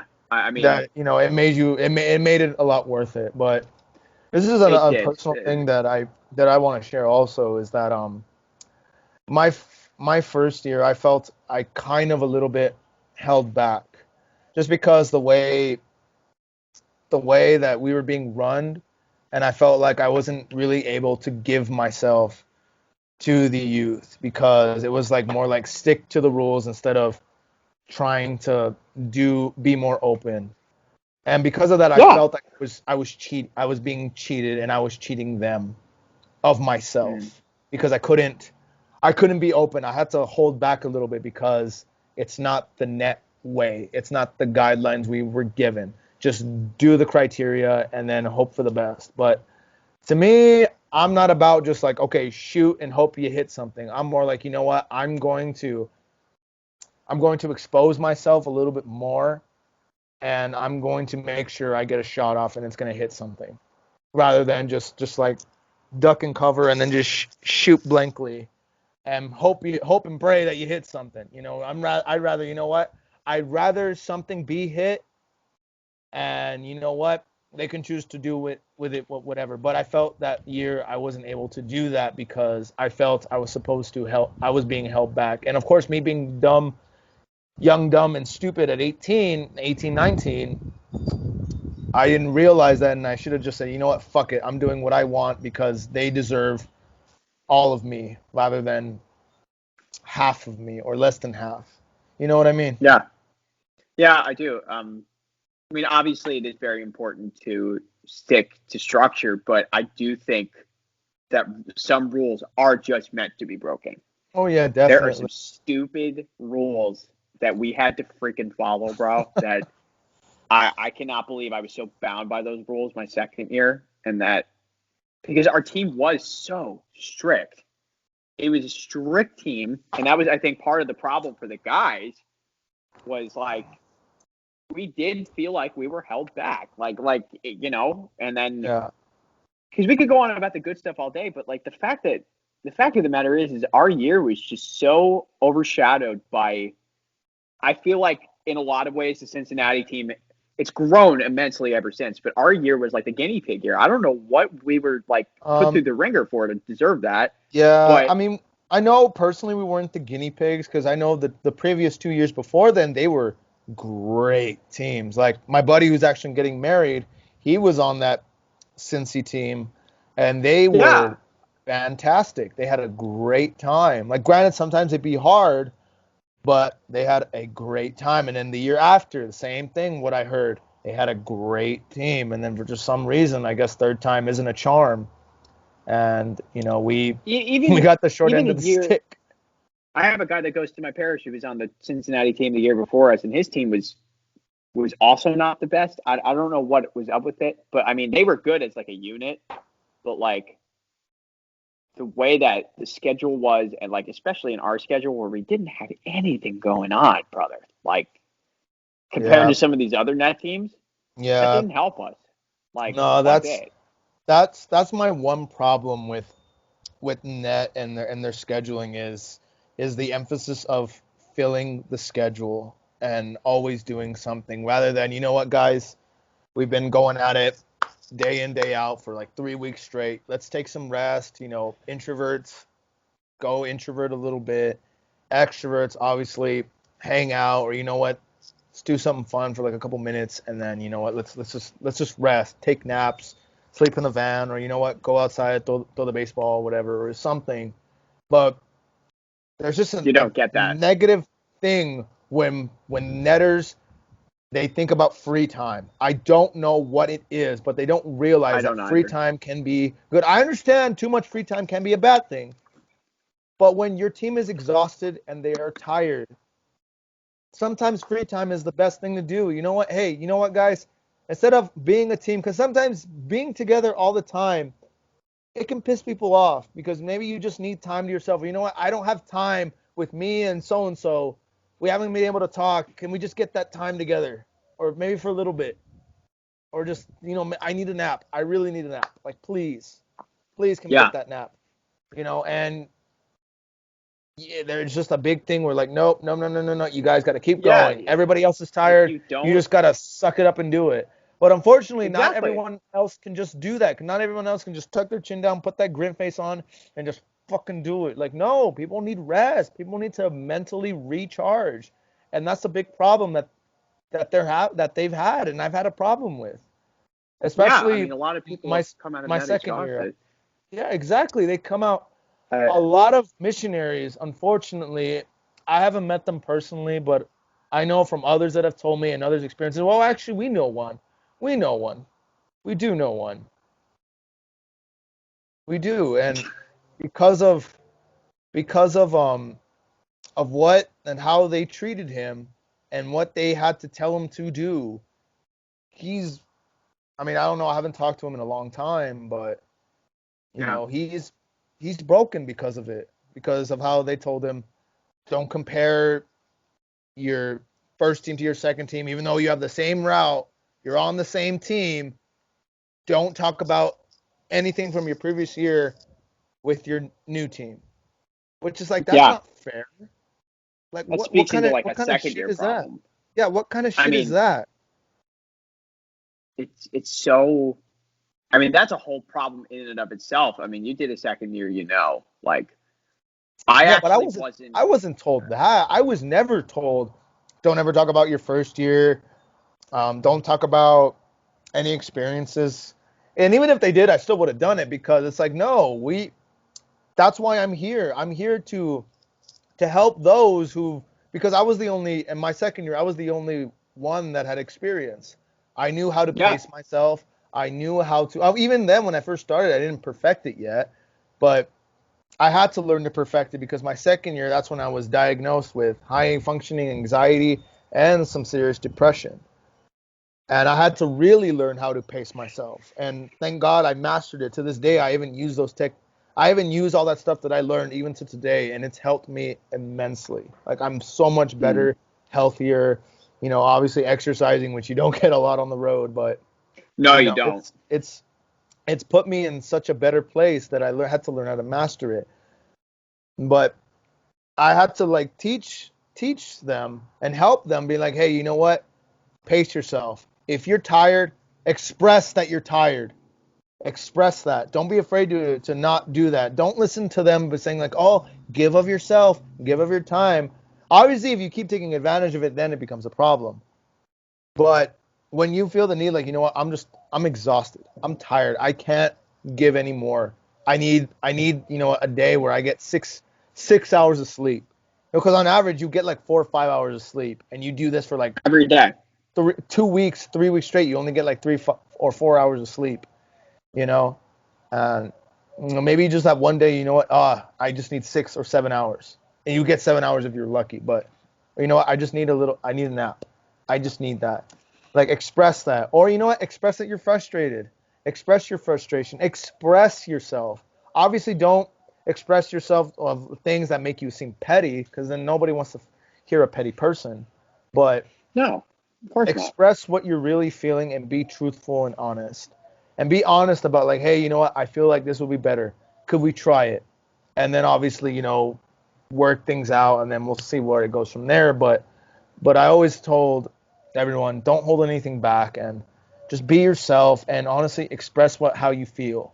Because if you're mentally gassed and you keep trying to go more, it's only gonna break you to the point where you do something that you might regret because you're just so tired. Yeah, I mean, kind of speaking back into our first year, just to give a broader picture. I mean, there was a day where we had an all women's retreat to do. You remember that? I I don't think you were wasn't there for that, there. were you? Remember, I was Well, I was Christian was. sick. I was Yeah, you were sick. sick at the time. This is just Yep. how normal our team was. Like you had bronchitis for a period of time. Like it Well, was it was just I insane. had bronchitis and the flu. I had both. It's I had both at the both. same time. Yeah, I mean, we all had And the flu at the same time. We were ransacked in Illinois for a while, but this all women's retreat that we did, bro, like it was insane. I mean, there was like 175 freshman girls, and here's like our team leader at the time. She came up to like all the guys for the night before, and she was like, "Are you guys okay leading small groups?"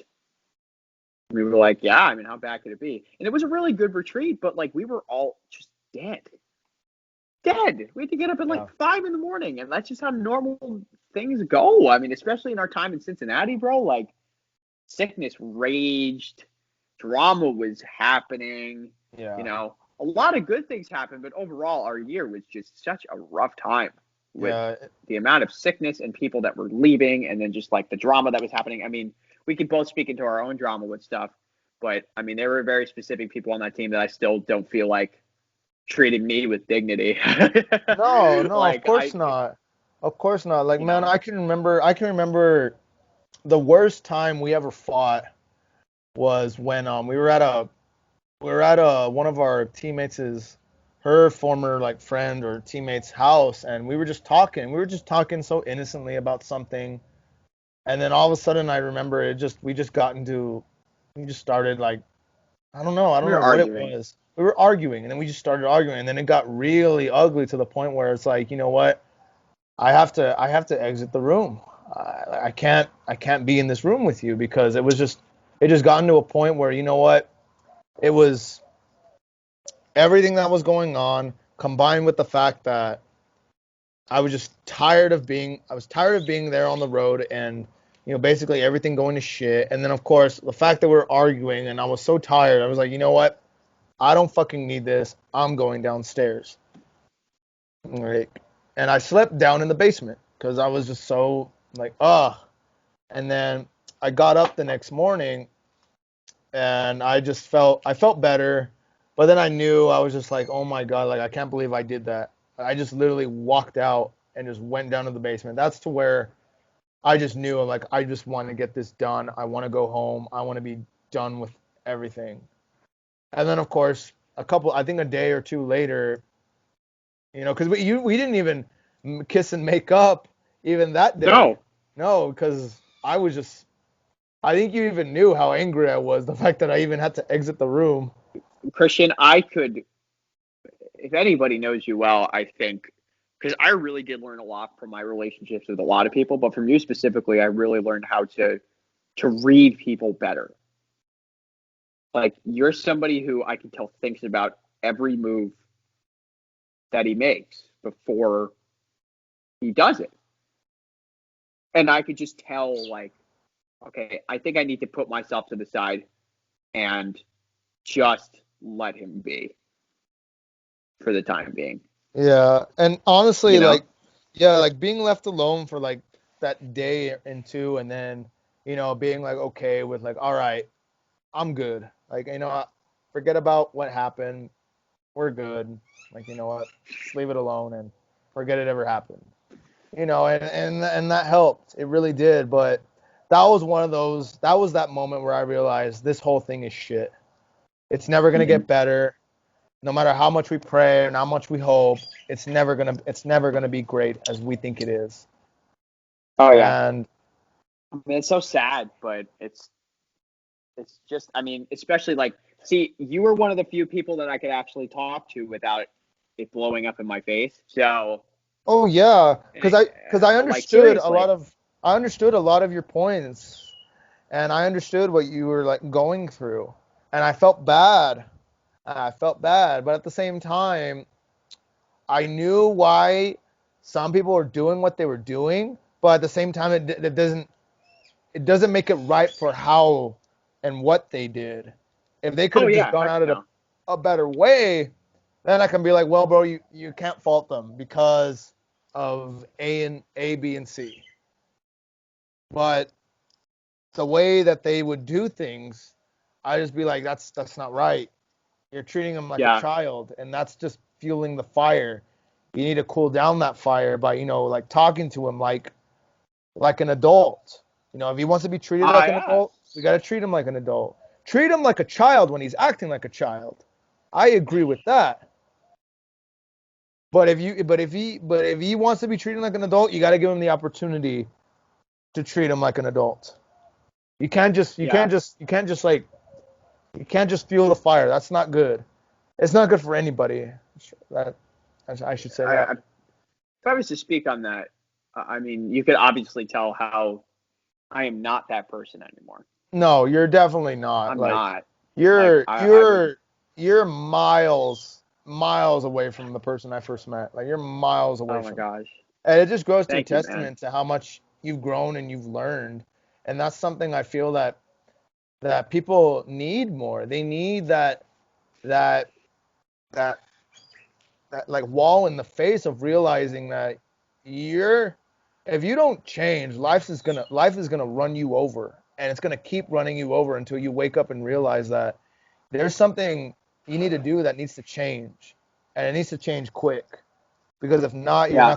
you're not gonna survive. Because ultimately, yes, obviously the world isn't as it was in the 1900s or the 1800s, and back then to like like the Stone Age or whatever, or it's survival of the fittest, but you need to have the capacity here and the capacity here to essentially understand I got to know how to play the game, but at the same time, I'm not going to let anyone play my game. I'm going to play my game, but learn essentially how to be better.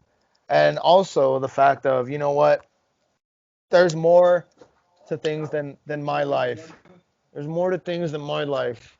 And and sometimes you just need to share that with people because there's some people Yeah. that they don't have the necessary needs to learn. And if they don't and if Yeah. and those people I feel the most for because there's someone there that's not teaching them how to learn and how to grow.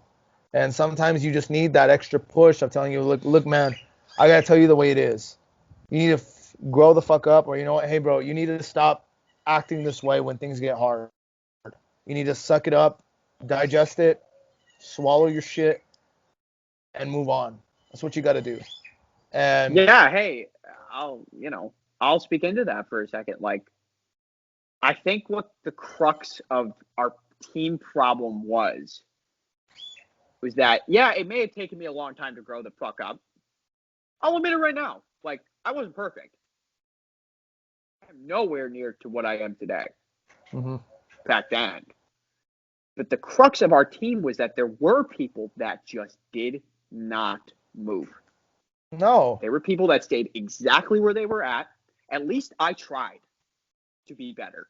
yeah, I tried my damnedest to be the best I could, even if I wasn't being the best that I could. I was 18. I was fresh out of high school. I didn't understand anything about a relation. I mean, especially relationships with women. Like I've had poor relationships with women up until that, Yeah. and there were simply people that just, yeah, I needed things to be hammered into my face. I don't anymore because I think I can actually take criticism viably, Yeah. and I can understand, like, okay, I need to calm the F down in this area. But like there, yeah, like seriously, there have been some very humbling moments, especially recently since I moved to Minnesota, um, where I've just had to suck it up and be humbled.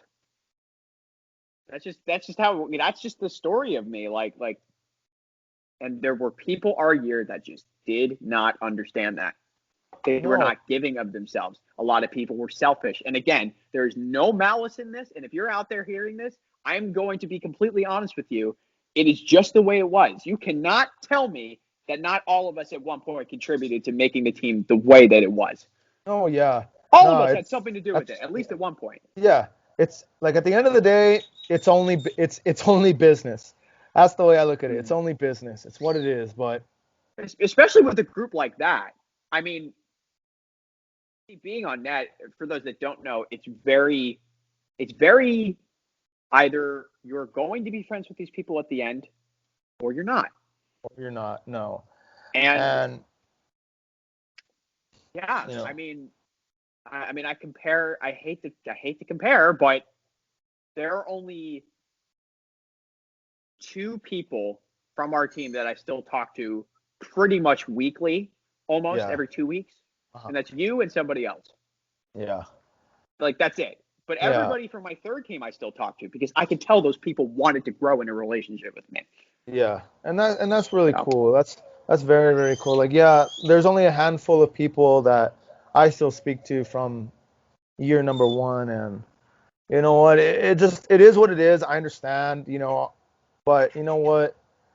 I mean, like I said, at the end of the day, it was just business as usual, and mm, you know, it just became what it became, and there's nothing we can do about it now. I mean,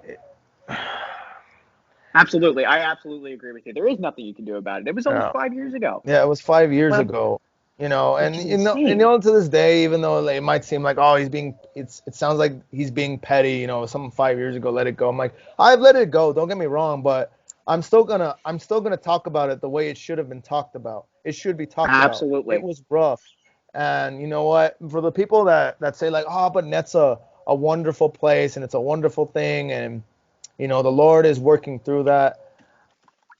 Yes and no. And that's what Mm, spans to my problems with Net itself. And okay, to clarify, not everyone who goes there is a bad person or who's blinded or anything like that. There are some great people that I've met that I think honestly like they're wonderful people, and yes, they are doing a great job. But there are some things and some rules in place where I feel like it's holding people back. Specifically, obviously my second year. Like I said, I found out that you know, things happened where I had battling high functioning anxiety and depression to the point where there was a point during the Easter season, or the season leading up to Easter. I can't even think of it right now. The names are like Lent. escaping through me. Lent, yeah, Lent. There you go, Lent, Lent, where where per can't believe I forgot that. Lord, It's don't okay. smite me, please. Please don't do it. But there was a point in Lent where we had a teammate of ours. She came back on the road, and it was exciting, And basically, I felt nothing. I didn't feel any emotion, and of course, I got stuck in my brain of why aren't you feeling anything? Why aren't you feel happy? You should feel happy. She's here. And I felt nothing, and because of that, I felt guilty for feeling nothing.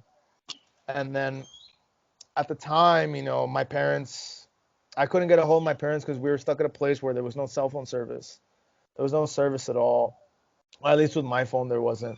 So I had no one to talk to. I couldn't talk to my cousins. I couldn't talk to my mom or my dad. And I felt kind of, and, of course, I should have talked to the people there. I should have, but I didn't. That's on me. But it got to a point where literally I thought for a few seconds, I thought about stepping on a highway and literally getting hit by a car. I thought about that. Mhm. But it was to the point of where, I was tired, you know, I was exhausted. We hadn't gotten rest for a few days. Of course, I felt guilty for somebody coming back and I didn't feel nothing. And just all that combined just wasn't healthy in my brain, Yeah. and just to the point where it was like almost being in a trance where I was just walking up to the highway and I just feel the breeze from the cars going by. And it was like a few seconds. I honestly felt about closing my eyes and just walking through just because I couldn't take this racing going on in my head of not being able to feel anything. Like I needed to feel something. I needed to feel this like rush of adrenaline or this rush of something, you know. And thankfully, a great friend of mine came and like grabbed me by the shoulder, and I kind of like woke up like, oh, what the fuck? And then I realized where I am, and I'm like, oh shit, like fuck me. I know what I was trying to do, and of course I felt guilty because of that, because Yeah. you're Yeah. you're Hey. being a missionary, and yet here I am, fucking about to walk across a highway. My dumbass, Yeah. But that was one of I those mean, things hey, where uh, like, dude, I just want to speak into your second year for a minute. Now I'm interviewing you, which is kind of funny. But like, obviously you took a year off after our year. I mean, you would say that both of us know that we grew individually and we don't regret that year. But like, you didn't come back for a consecutive second year. You waited a year and then you. no, I didn't even plan on doing a second year. When I Hmm. was given the go ahead to go home, I was like, I am never fucking coming back here. I don't want to I come back here. remember that. Yeah, I I remember just that. never wanted to come back. I didn't. Because I didn't want to be stuck at that net center. I don't want to be stuck with these people that, no disrespect to all those people, but man, I'm just a It different, was. and this is not to brag on myself, but I'm just a different animal. I need some trouble. I need to, not be judged for being who I am. I'll drop, like obviously during our podcast, I drop F-bombs, I curse, but I shouldn't feel judged for cursing. Granted, you should tell me something if I'm cursing out in public, and in front Hmm. of women or something like that. Then yes, then they should be like, dude, shut up. Don't do that in front of people. Don't do that in public. That's it's common sense.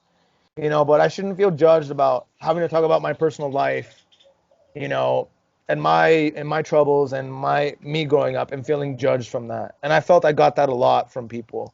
I felt very judged from that. Yeah. And I just I didn't and I would. just didn't I didn't appreciate that at all. I really didn't. Just Who because these would? people Who would know? are trying to say like, "Oh, I was either homeschooled or I went to private school, or what, my family was very enriched in the faith and I know this and that and that and that and that."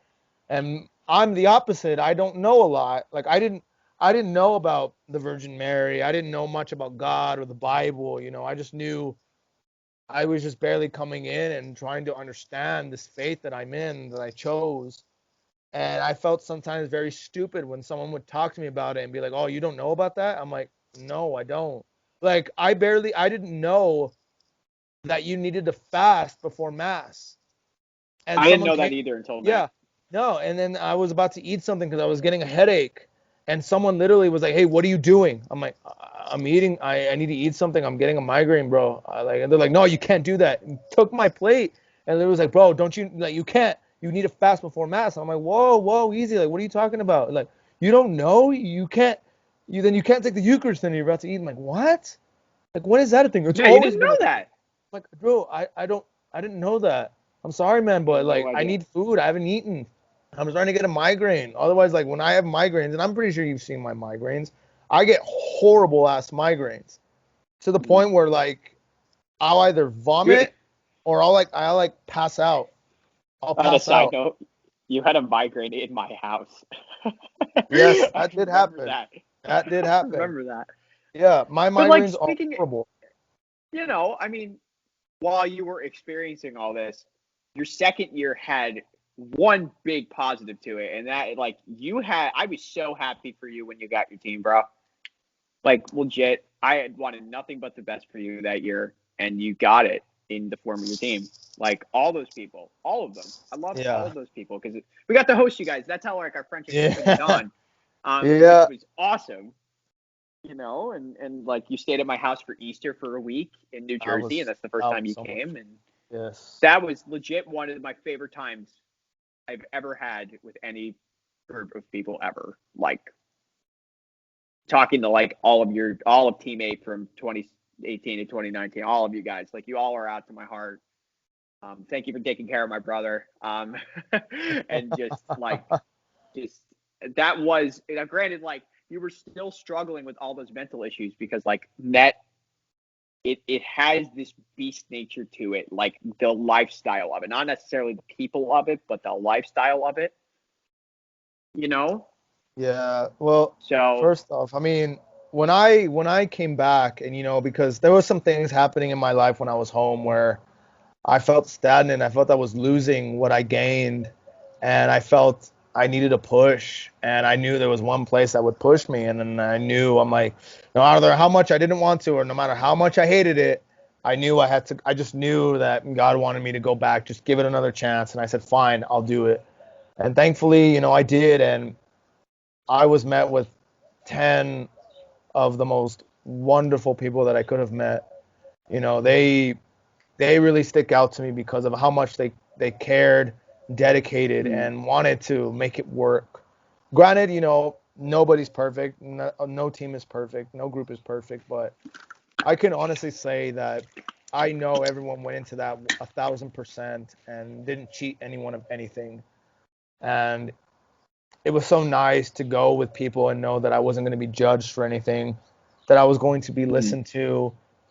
And because of that, now I'm in a relationship with one of those people now. That is a beautiful thing. It's a very beautiful thing, and I cannot thank them enough for giving me that year that made it so well worth it and made it just so wonderful. You know, and absolutely. especially all the dudes and of course the girls too, but the guys especially dealing with me when I had my stuff going on, and especially that day. I never felt so comforted and felt so safe and so careful and so safe with them. Making sure that we got to take care of him now. We really got to Mm. pay attention and look out for him.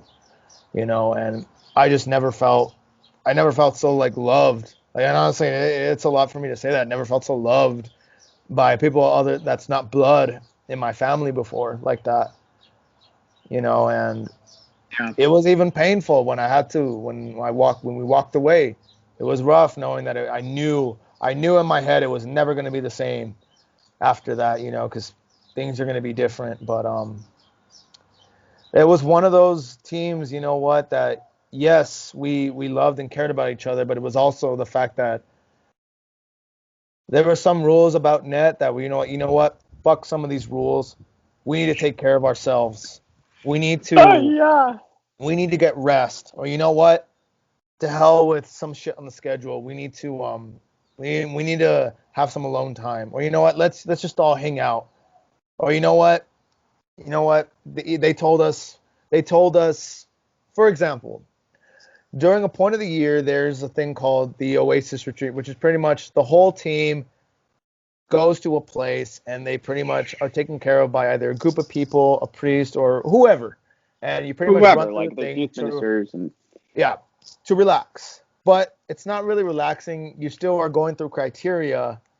You're going through criteria of things of where it's like a retreat. It's like a retreat, and even though like they say it's restful, it's really not because you're still like, oh, we still got to be like here and here and here and here, and it's like really don't need that. But that day, at least for I call him our captain because that's what I referred to him as. You know, Well, Jesse. his new name is Terry. Oh, Terry. Brother Terry. Yeah, You told me Terry. that the other day. I Terry. almost had a heart attack. Yeah. Well, Terry that day was like, you know what, guys? Fuck it. Sleep in. You know, do whatever you want. Because we were at Rutgers University. I think we were at Rutgers You University. were. I think so. I could be Okay. wrong. I probably am wrong, but I think it was Rutgers. I'm not sure. But yeah, we were there, and he's like, you know what? Have the whole day to relax. If you want, you can come join some of us for breakfast, or you know what, walk around the campus, go to the chapel, relax. Don't worry about anything. Sleep in, get some rest, because we really needed that because we were tired, we were exhausted, we Yeah. were so tired, and especially for me and another guy who kind of had the same problems. We need that sometimes because when we're going, of course, I have the capacity, you know what, to push myself to my limit and push my ceiling because I've been having to do it my whole life. But the other, the other guy, and it's no disrespect to him, it was just harder for him to do that. He needed the rest even more than Yeah. I did, and we just needed that. And of course, we got in trouble for that from our supervisor because it's like, oh, we have this whole thing planned and you guys didn't do it. But Terry Terry pretty much was like, Brother Terry was pretty much like, you know what? No, my guys need rest. If you want us to give our 100%, then they need to be rested so they can give their 100%.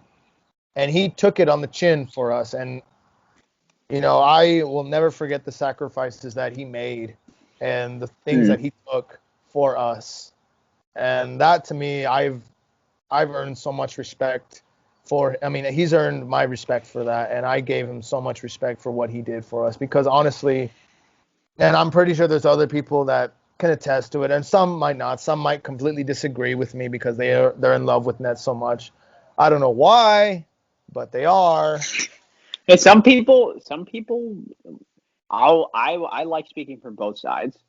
Um, there are a lot of positive aspects about N.E.T's ministry and the way that they effectively do things.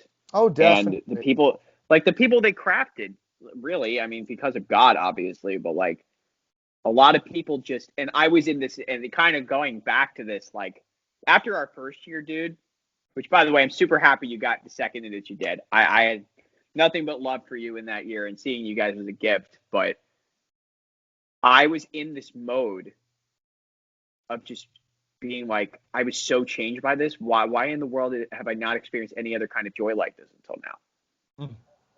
So I actually wasn't originally accepted to do a second year.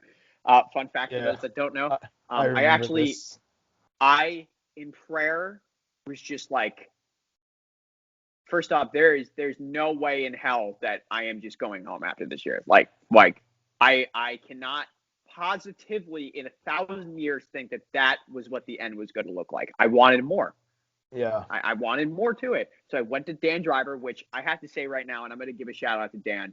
He is somebody who has had my back in the behind the scenes area of Net for a long time, and I have nothing but love and respect for that guy. Legit one of Net's rock stars, and he is a holy man that he needs to stick around Net to keep it good. Because and I'm just being honest, like I said earlier, like I know grievances here that are being aired, but like Dan is one of the a few people that I can consider. I have nothing but love for Mark Burcham either. Like God bless him. I love Mark. He's an awesome guy. I never got to know him Yeah. too personally, but like Dan, dude, I went to his office during a team prayer, which is where we gather to do 45 minutes of praise and worship every day. And I was like, Dan, I want to serve. He was like, okay, are you willing to do this, this, and this as a second year? And I was like, yeah. And he was like, okay, I'll have you sign the contract right here. And he gave me this firecracker shot that I was not about to just take away. Yeah. So, I mean, my second year was an improvement over my first year, but there were things that happened. My second team was so bipolar. I don't even know how you can like describe my second team to people. Like, I had some amazing people on that team. I had some of the best women in my life that I've ever met. Like, I've met on that team. Like, the womenhood side, I was grown in that. But like, I mean, I went from being in Cincinnati to traveling to like 25 different states, and like it was a huge difference. I mean, we were a team of 5 and 7, and that's what Nets numbers have kind of fluctuated over the years because our year was the last year they had like normal numbers. But like 5 and 7, that was wonky. That was a wonky time. You know, and the brotherhood was great, the sisterhood was awesome, but you put us together, we were like a chemical mixture. I mean, Wait, especially toward the end, we're so it was like 5 guys and like 7 girls? yeah. Holy I mean, shit. dude, the shortage of men, especially like this past year that was shown, um, men have just not been a good thing for Net. I mean, I could speak in Why do you think 1920. that is? Why do you think that is that guys just don't do it? And why is it more prevalent for women that women do it? Because I know this is that like, it's difficult because women spots fill up just like that. Yeah, it's a fact. I mean, you know, that's a good question that I've had a lot of debates with people on. I firmly believe, as a veteran alumni, that the formation that men receive, it's different than what women have. Hmm. The fact of the matter is a lot more women that I know are very more devout in their faith than a lot of guys are. Oh, of course. It's the absolute truth. And women just, they gravitate towards serving more. Like, men don't want to take those steps to doing something out of their comfort zone a lot of the time. Hmm. And I personally believe that's why, I mean, I'm not going to name names, but this past year, Nets selection of team leaders for their guys, it was very sad to watch, because the men pool they had to select from last year, which, by the way, I was told I wasn't going to be a team leader, to preface that. Yeah. Like, it was just bad. Like, teams were falling apart left and right. My team was one of the only good teams that year. And that is saying a lot. From my perspective, I went from being on one of the craziest, most rough net teams in history to this one. I mean, dude, what a change, you It's know? like night. So It's that's like night why, and day. oh my gosh. Oh, dude, it was insane. I don't know what happened. I don't know like how I got the people that I got. I don't know what happened, but like our team was virtually untouched. Well, God was pretty much like, you know what? He's had enough. Let's let him off Yeah. easy now. Yeah, let's not kick his ass into overdrive. Yeah, let's not let's let third time be actually a charm this time. Like let it actually. Yeah, I mean, kind of leading in before that, I had heard in prayer that you're going to do a third year, and I was like, what? Like, no way. For those that don't know, why Christian called me insane earlier for doing 3 years is because Net is a 9-month commitment. People that do 2 years, he's shaking his head right now. It's very, very rare. But doing a third year, me and another guy named Simon, we were the 12th and 13th men, people to ever do a third year in Net's like 40-year history. That's Um, 27 months. That's doing time for 27 months. Dude, I tell you, man, I don't know. I never got tired. I was never physically tired. You're one of I those don't know rare why. individuals that can just keep going. Yeah, I Just mean, keep in going. fact, I was getting in the best shape of my life when I was on my third year. I don't know, dude. I'm telling you, man, it was like backwards from their perspective. Like, my second year, kind of ending my second year as well. I mean, I was healed a lot, but my team was just not a team, brother. Like, people refused. Like, our team was super strict. This team, RTLs didn't correct anything. Basically, virtually anything. It was a free for all, and it was not good. It was Did you bad. think that because Like, they're afraid of like pissing off people, or was they just wanted to be well liked, they just want. or I'm guessing it was because they wanted to be well liked. I mean, both my uh, team leaders were older. I had a team leader that was 28 and a woman team leader who was 25. Um, and these were the kind of, like, God bless everybody on my team. I'm not going to name names. I will name specific names that have to this day stood out to my heart. Michael McGarity, Mary Teresa, and Gemma being three of them, and Elise as well, who are all just people that, and Caitlin, I mean, I could go on about the 4 women I got very extremely close with that year. Um, Uh-oh, what about the other I, ones? They're gonna get I, offended. Oh oh no. no, listen, Oh no, push listen, the they will panic be wrong button. too. Yeah, push the panic button. I know. I mean, listen, no malice toward them either, but in the long run, I've come to realize like the people that I text or message and they just don't respond to me, like for literally, it's been 3 years and I felt no effort from one side from a good chunk of people um, who I don't feel really have actually cared about me the past few years. Sorry, it's just a fact. And people on our second team, dude, they hated talking about drama. They like ignored it, like the plague. Uh, Like, I don't know what the fuck was up with that, but like, it's simple, bro. Just some people just don't want to talk about bad shit. They're like, "No, we got a good thing going. Let's just not yeah, bring up any problems. Let's keep the peace, keep the peace." But sometimes that can be worse. That can be so oh much yeah, worse when you do that. dude. And I saw that firsthand. Like, I cannot believe how, in a bad way, how different it was from our team. I was trying not to compare so hard, but it was so hard at the beginning. And by the way, I want to say this to everyone who's watching. Like, I had decent relationships with everybody from that team. Everybody from that team at some point or another. But Hmm. there are specific people who have actually chose to stay in my life. It's just a fact. Like Yeah. you've chosen to stay in my life.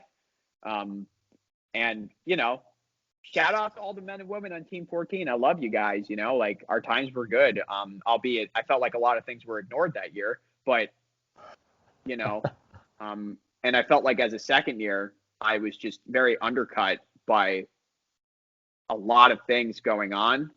Hmm. I mean, there are specific things that I can point out. It's all drama. It really is just all drama. And I felt like as a second year, I was just not used well. Like I felt like, I mean, maybe that's also the fact that I was still growing as a 19 going into 20. Um, because you know, I wanted to do a third year super badly and second year was ending and it was, a healing year, but there were also things where I still to this day cannot figure out like what happened. Like I don't understand why things are this way. Like I still question it sometimes and no malice toward anybody. That's just the way it was. Yeah. Um, but Net had actually rejected me from doing a third year and that sucked because there was there was a time where we had a guy named Joe Traver our first year who did a third year Yeah. and he would tell me about his experience how he was dry heaving on the floor every day.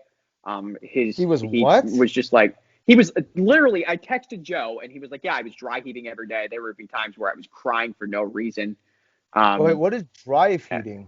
What is that? Dry heaving, like basically it's like you're showing the motion of hurling, of throwing up, and you feel like you want to upchuck it, Oh, but okay.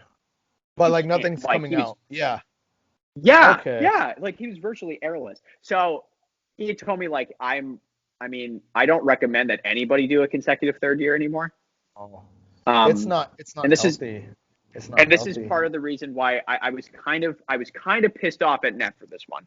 Um, because they had told me like, oh yeah, we don't just accept consecutives anymore.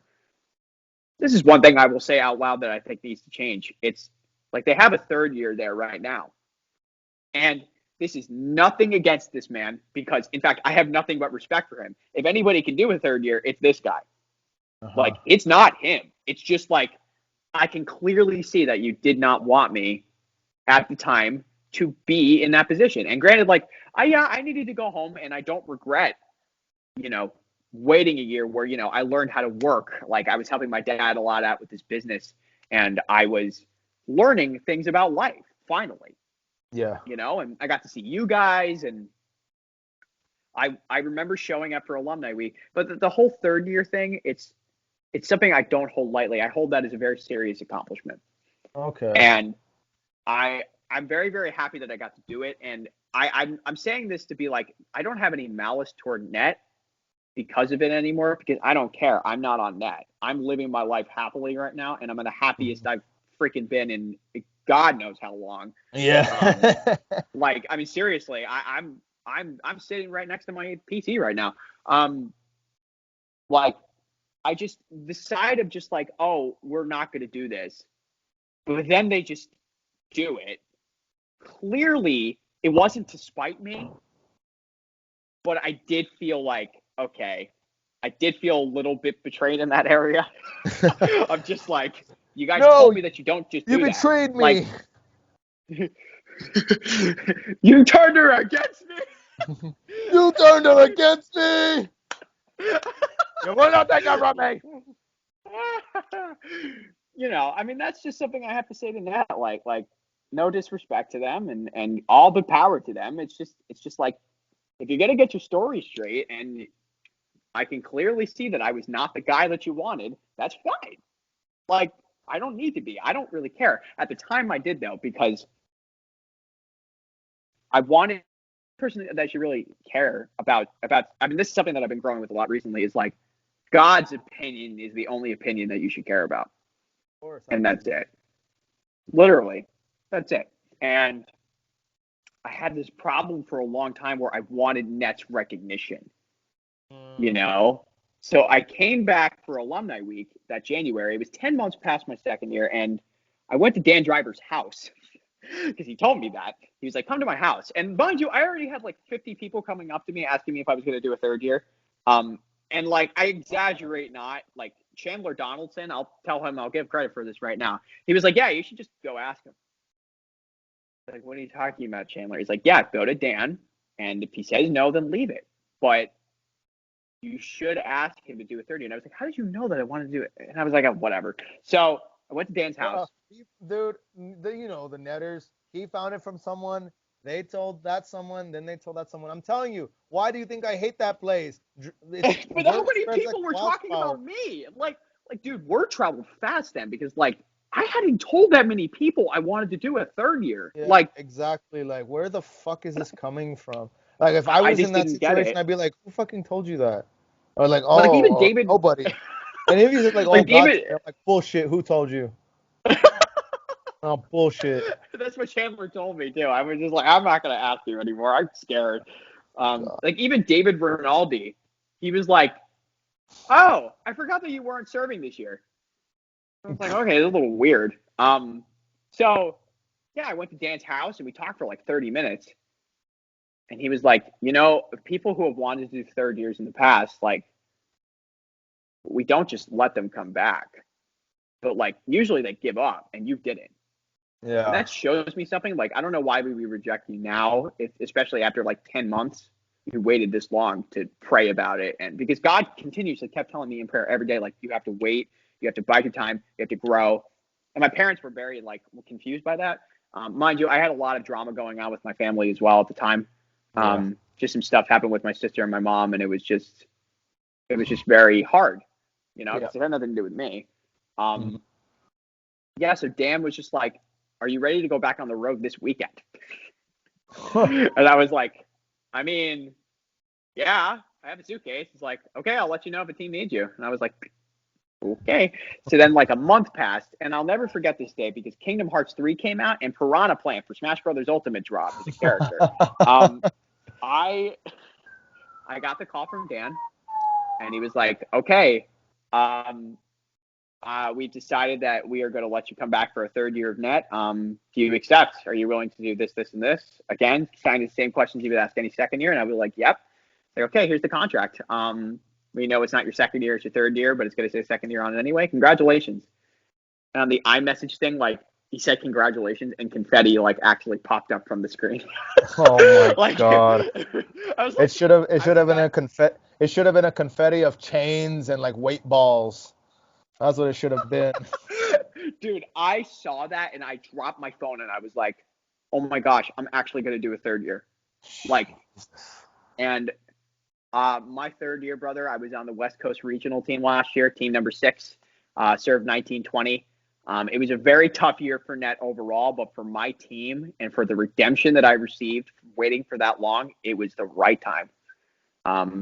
Shout out to Eric Escada, who came back to lead our team 2 days in advance of announcement night. And shout out to Ann, Shout out to Maria, Grace, Rachel, Audrey, and Maria Shackleton as well. We still consider you a part of our team, even if you were there just for a little bit. Also to Jack, to Zach, and to Mateo.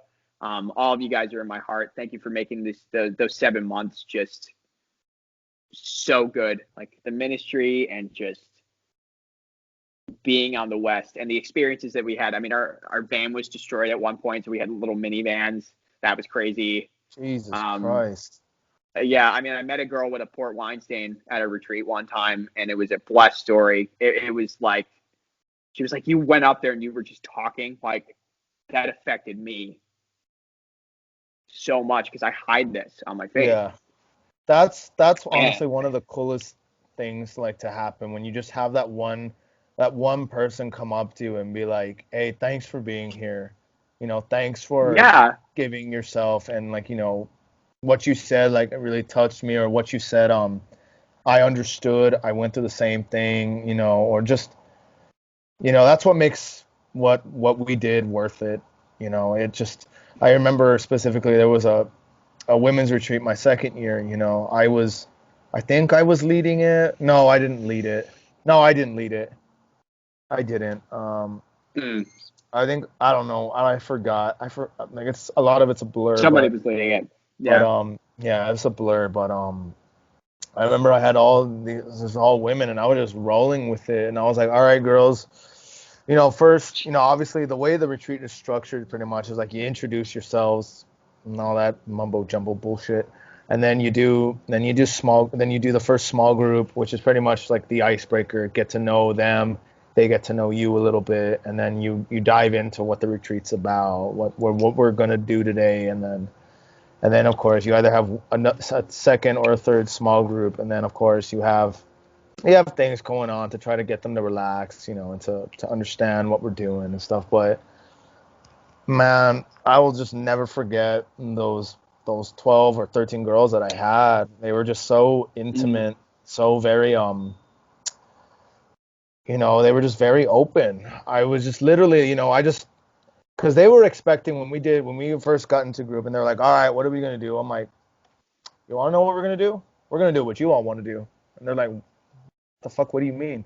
What do you guys want to do? Do you want to talk? Do you want to play a game? I got cards. We can play cards. They're like, oh, what do we like? What do you mean talk? I'm like, what do y'all want to talk about? They're like, oh, did you guys see Avengers yet? Like, oh my god, I can't wait for that movie to come out. I'm like, oh my gosh, I want to be this character. I want to be this character.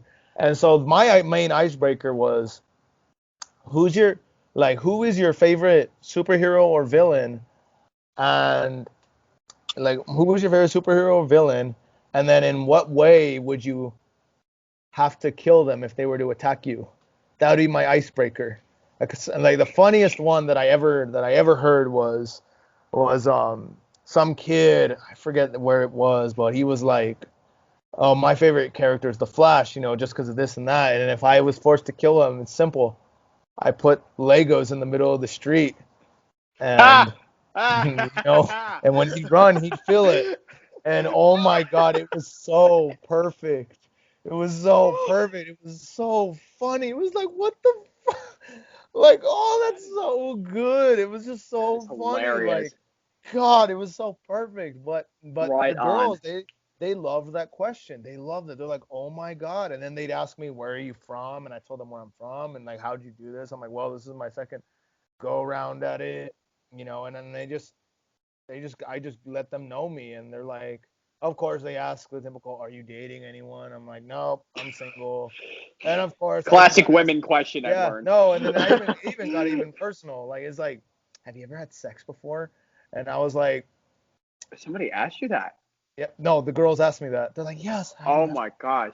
and basically I told them, okay, girls, this is the number one rule. Okay. And of course, all those netters are like, oh, did you answer it? Did you answer it? No, please tell me you answered it. But what is said in small group stays in small group.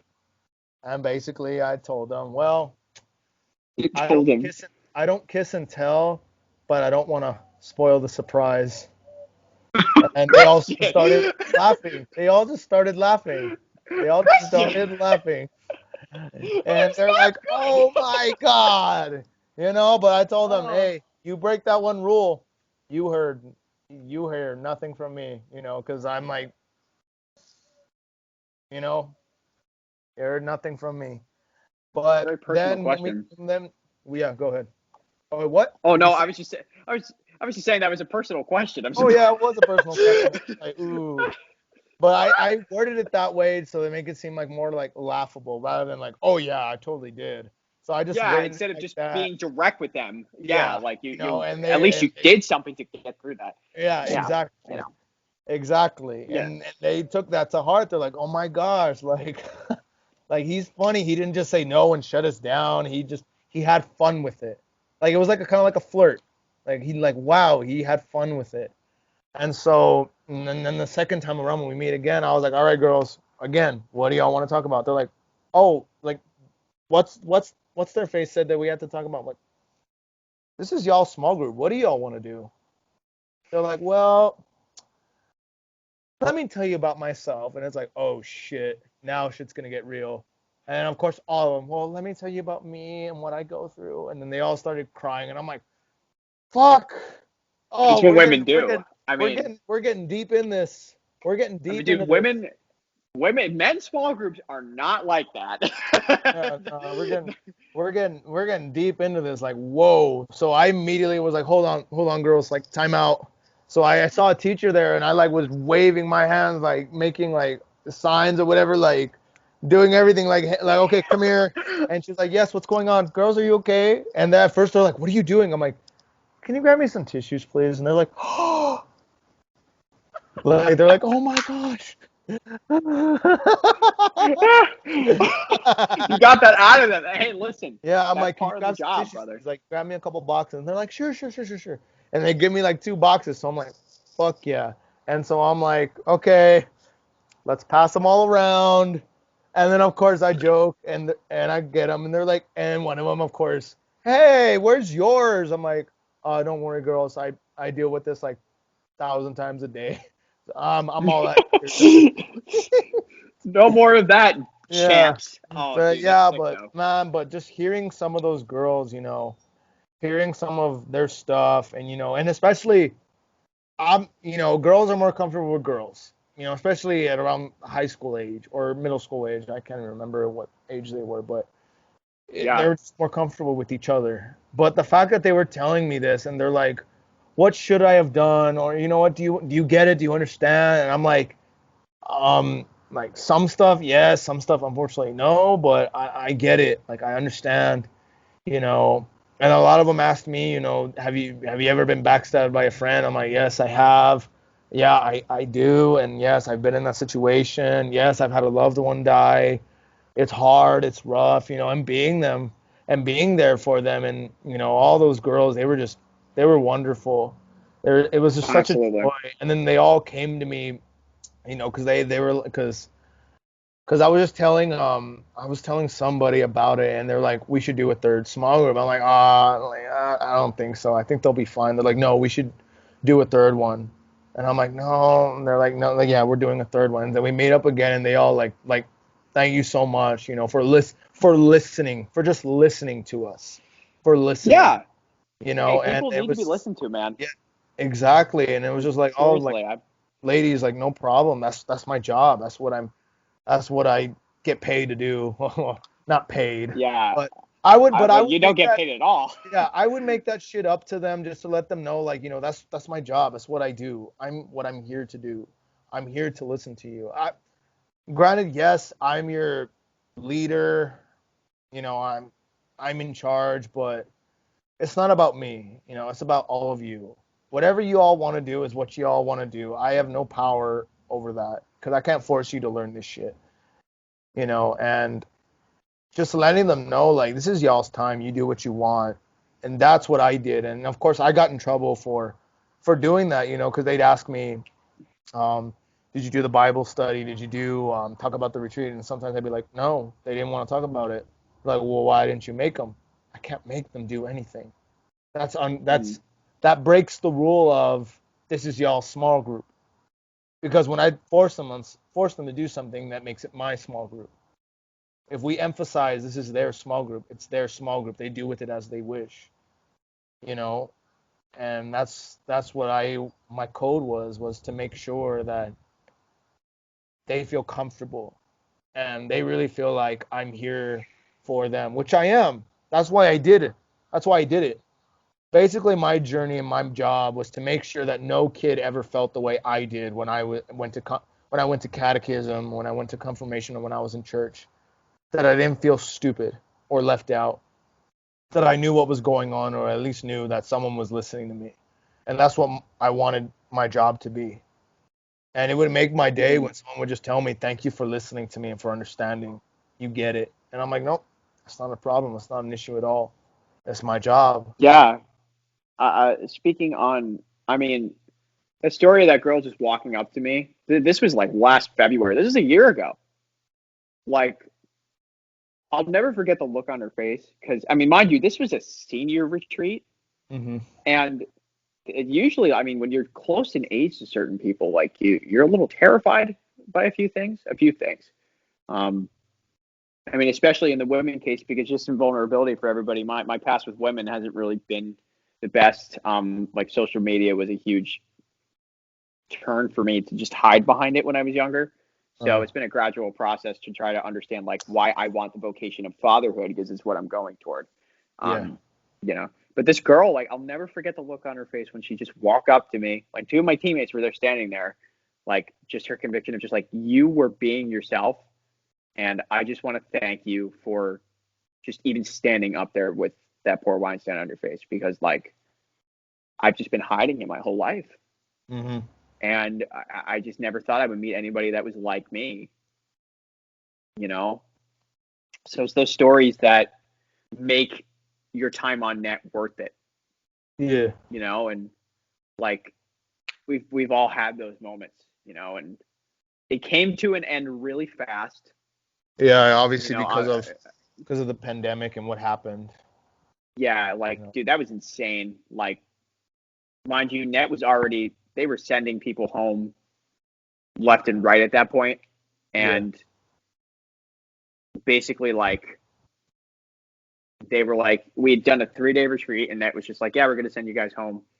And then 3 days later, they confirmed that the year was over, and it was a time where I needed to actually, you know, I needed to be yanked off the road. I really did, for me personally.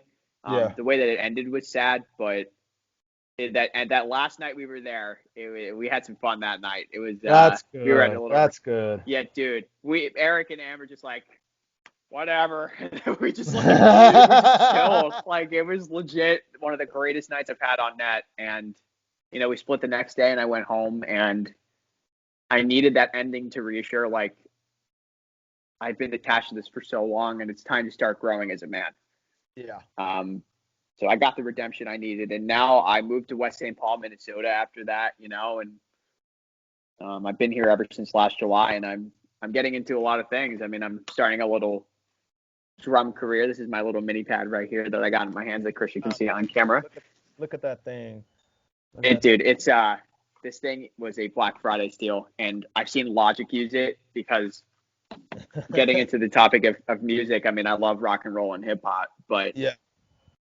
like MF Doom, brother, really has inspired me to want to make beats Yeah. and Logic too. I mean, like all these rappers who I could talk about that because there's a lot of rappers and musicians and Oh, artists I could talk about. yeah. There's a lot of them. And well, before we go into that, what made you all of a sudden wanted to pursue a dream of making music? Yeah, Because I know you said you were obviously you were in every single when you were growing up, you were in every single element of music. Like you did dance, which is the movement of the beats and the flow of the music. Then you learned how to drum, which is the essential beat and what makes the music go.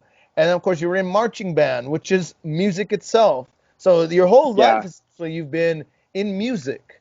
So what made you all of a sudden? I guess what was the final like clicking point, the light bulb going off of where like, you know what, I want to make music. I want to create Uh, my own music. you know, I think it was after I listened to the Food album. It's called Food by MF Doom. Dude, the whole album is about food. like literally every single Sound, album. sounds But sounds like some Action Bronson shit. Have you heard of his oh stuff? yeah, It's all oh my about gosh, food yeah, too. dude, have you listened to his Only for Dolphins album? No, I His newest honestly his I haven't newest listened. album, dude. I haven't listened His to newest album anything. that came out last September was it was good. It was some good jazz rap. Like I'm telling you, he's literally Ghostface Killer, but white, but it's freaking awesome. And Ghostface Killer like endorsed him, and it's like amazing. You know, Wu Tang forever. But like, Yeah, Wu you know, Tang. MF Doom was, and then Jay Dilla as well. Really to get into kind of like one of the main Jay inspirations because Dilla. Yeah, Jay Dilla. yeah, dude, I saw this video on YouTube and it was titled "How Jay Dilla Humanizes MPC 3000." Hmm. Here I am, just like, what could that possibly mean? So I'm looking at this and I'm like, instantly, like this fire. I mean, this was like mid-August, I think, mid-September, around that time. Like, you know, I was astounded by just how he would use quantization, but he wouldn't use it. So like Hmm. quantization is basically like when you have something like this, an Yeah. MPC 3000 is like $1,000 drum machine that you can make beats on, as opposed to doing it on a computer. So Jay Dilla would quantization basically like if you have a certain time signature, Hmm. like it snaps your beats into place because they can be off kilter and they can sound weird. Jay Dilla just turned quantization off and he hated it, so he didn't use it in any of his beats. So he like he like literally made some of the craziest beats on the planet, and then like him along with the Alchemist, who I think is a fantastic producer. Um, he is somebody who I've taken very serious note of when it comes to like how he makes his beats and how he makes like jazz rap, and because he did this album called Alfredo with Freddie Gibbs, a very heavy gangster rapper. Yeah, And then you Gibbs. got like Yeah. Gibbs is crazy, man, and that Alfredo album was it was just unbelievable. I mean, so like there was all of Griselda, which Griselda is this collective three-man group from Buffalo, West Side Gun, Conway the Machine, and Benny the Butcher. Their vision and the way that their art would sound, because their freaking music sounds like an art show, Hmm. and they have some of the most profound rap bars I think I've ever listened to in this whole generation. Hmm. Um, so them, along with like the fact that they also really like pro wrestling. So like West Side Gun would name all of his songs after pro wrestlers. Like he has a whole compilation album based on that kind of stuff. But like obviously Eminem with Music to Be Murdered by Side B, they came out recently, which was good. Oh man, Yeah, you can never go like wrong with Eminem, man. That dude it, literally is like, he's special. I mean, that's all I can yeah, say is just absolutely. he's special. The You fact that know, he's been able to stay mainstream for so long with some of the stuff so that he's making, it's long. incredible. Like it's And what almost I've been literally like it's almost 30 years. Almost 30 yeah, years he's dude, been in the game, and basically he's been on top. He's been on top. it it's pretty wild. But like really the artist, I mean, I was getting into like Joyner Lucas last year toward the Yeah. end. J. Cole, obviously. Logic's last album that dropped, incredible album. Um, and there he dropped MF Doom's name. And I was like, who the heck is MF Doom? Because I heard people talking about him. It Yeah. turns out, Doom had been in the underground. I like underground rap now. I'm realizing just how much the underground has become kind of like my domain with guys Yeah. like Flatbush Zombies, with Tech Nine. I mean, Tech Yeah. Nine is one of the most Flatbush incredible Zombies. MCs. I had buddies of mine go to their shows, man. They're crazy. They They're are crazy. crazy men. But damn, And some of their like, music is really good. like them. I mean, you got Hobson. People like kind of put Hobson in Hops, this I box that, love Hobson. He is yeah, and fantastic. he's really the thing with Hobson is like a lot of people don't like how different he is. Like he doesn't try to be anything except himself, and a lot of people don't really like that. Oh yeah, Um, well, my favorite thing is that like he like I don't want to say it's like comedy rap, but some of the shit that he says is hilarious. Like I I remember, know. I think I know my favorite song by him is "Hop Is Back," and there's literally Yeah, a whole phrase where he talks about about the album Yeezus by Kanye, where he's like, I got a problem, I was ecstatic to buy Yeezus, so I burned it first, heard it, and snapped it in 5 pieces. Man, Kanye on that bullshit. That's why that bro hit his fucking head on the pole because the Yeah. paparazzi tried to snap a photo of him or whatever. But just Yeah. hearing that is freaking hilarious. And in this music video, he actually looks like Kanye, and like he I does the know. same old video of him like hitting his head, like going, ah! The beginning of the video where he's like watering his garden Oh yeah, and he's like they just watering his walk up garden. He's to like, him. hey, it's Hobson. Yo, Hop. Oh no, man, no. And then he's like, like, get ready, motherfuckers. This Hop is back. I got my do Yeah, rag. dude, the Oh, it's chorus such a starts good and song. And he even calls Kendrick Lamar a midget in that song too, which is hilarious. It's so funny. Like, it is funny, unfortunately, but the like, little guy is like 4'3". Like, oh, it was yeah, so funny. But I mean, yeah, he's like a genius. He's a genius. I love like Hopsin. Hop's bars and the way that his wordplay is for me, it's profound. Very Like good. his wordplay is crazy. Insane. Like And there's so much talent nowadays, like in hip hop and in music in general. Like obviously, yeah, for those who watch the Super Bowl, like obviously the some people thought it weekend. was boring. The Weeknd's halftime show, I thought personally it was different. It was cool, and I'm a huge fan of his music. Like it pisses me off that the Grammys didn't nominate him for Oh, me anything. too. Dude, Like don't even get me how? started on that. Like How can you how? not how can you not at least nominate Blinding Lights? Exactly. Like I don't understand how that doesn't work. That whole album, I have it on vinyl. Like it's a hell of an album. It's a I'll say great that right album. now. It's a Like great album. Like the way I describe The Weeknd, I mean, I don't know, there could be people that disagree, but to me it's like the look of MJ, but the musical talent of Prince. That's to me what it yeah. is.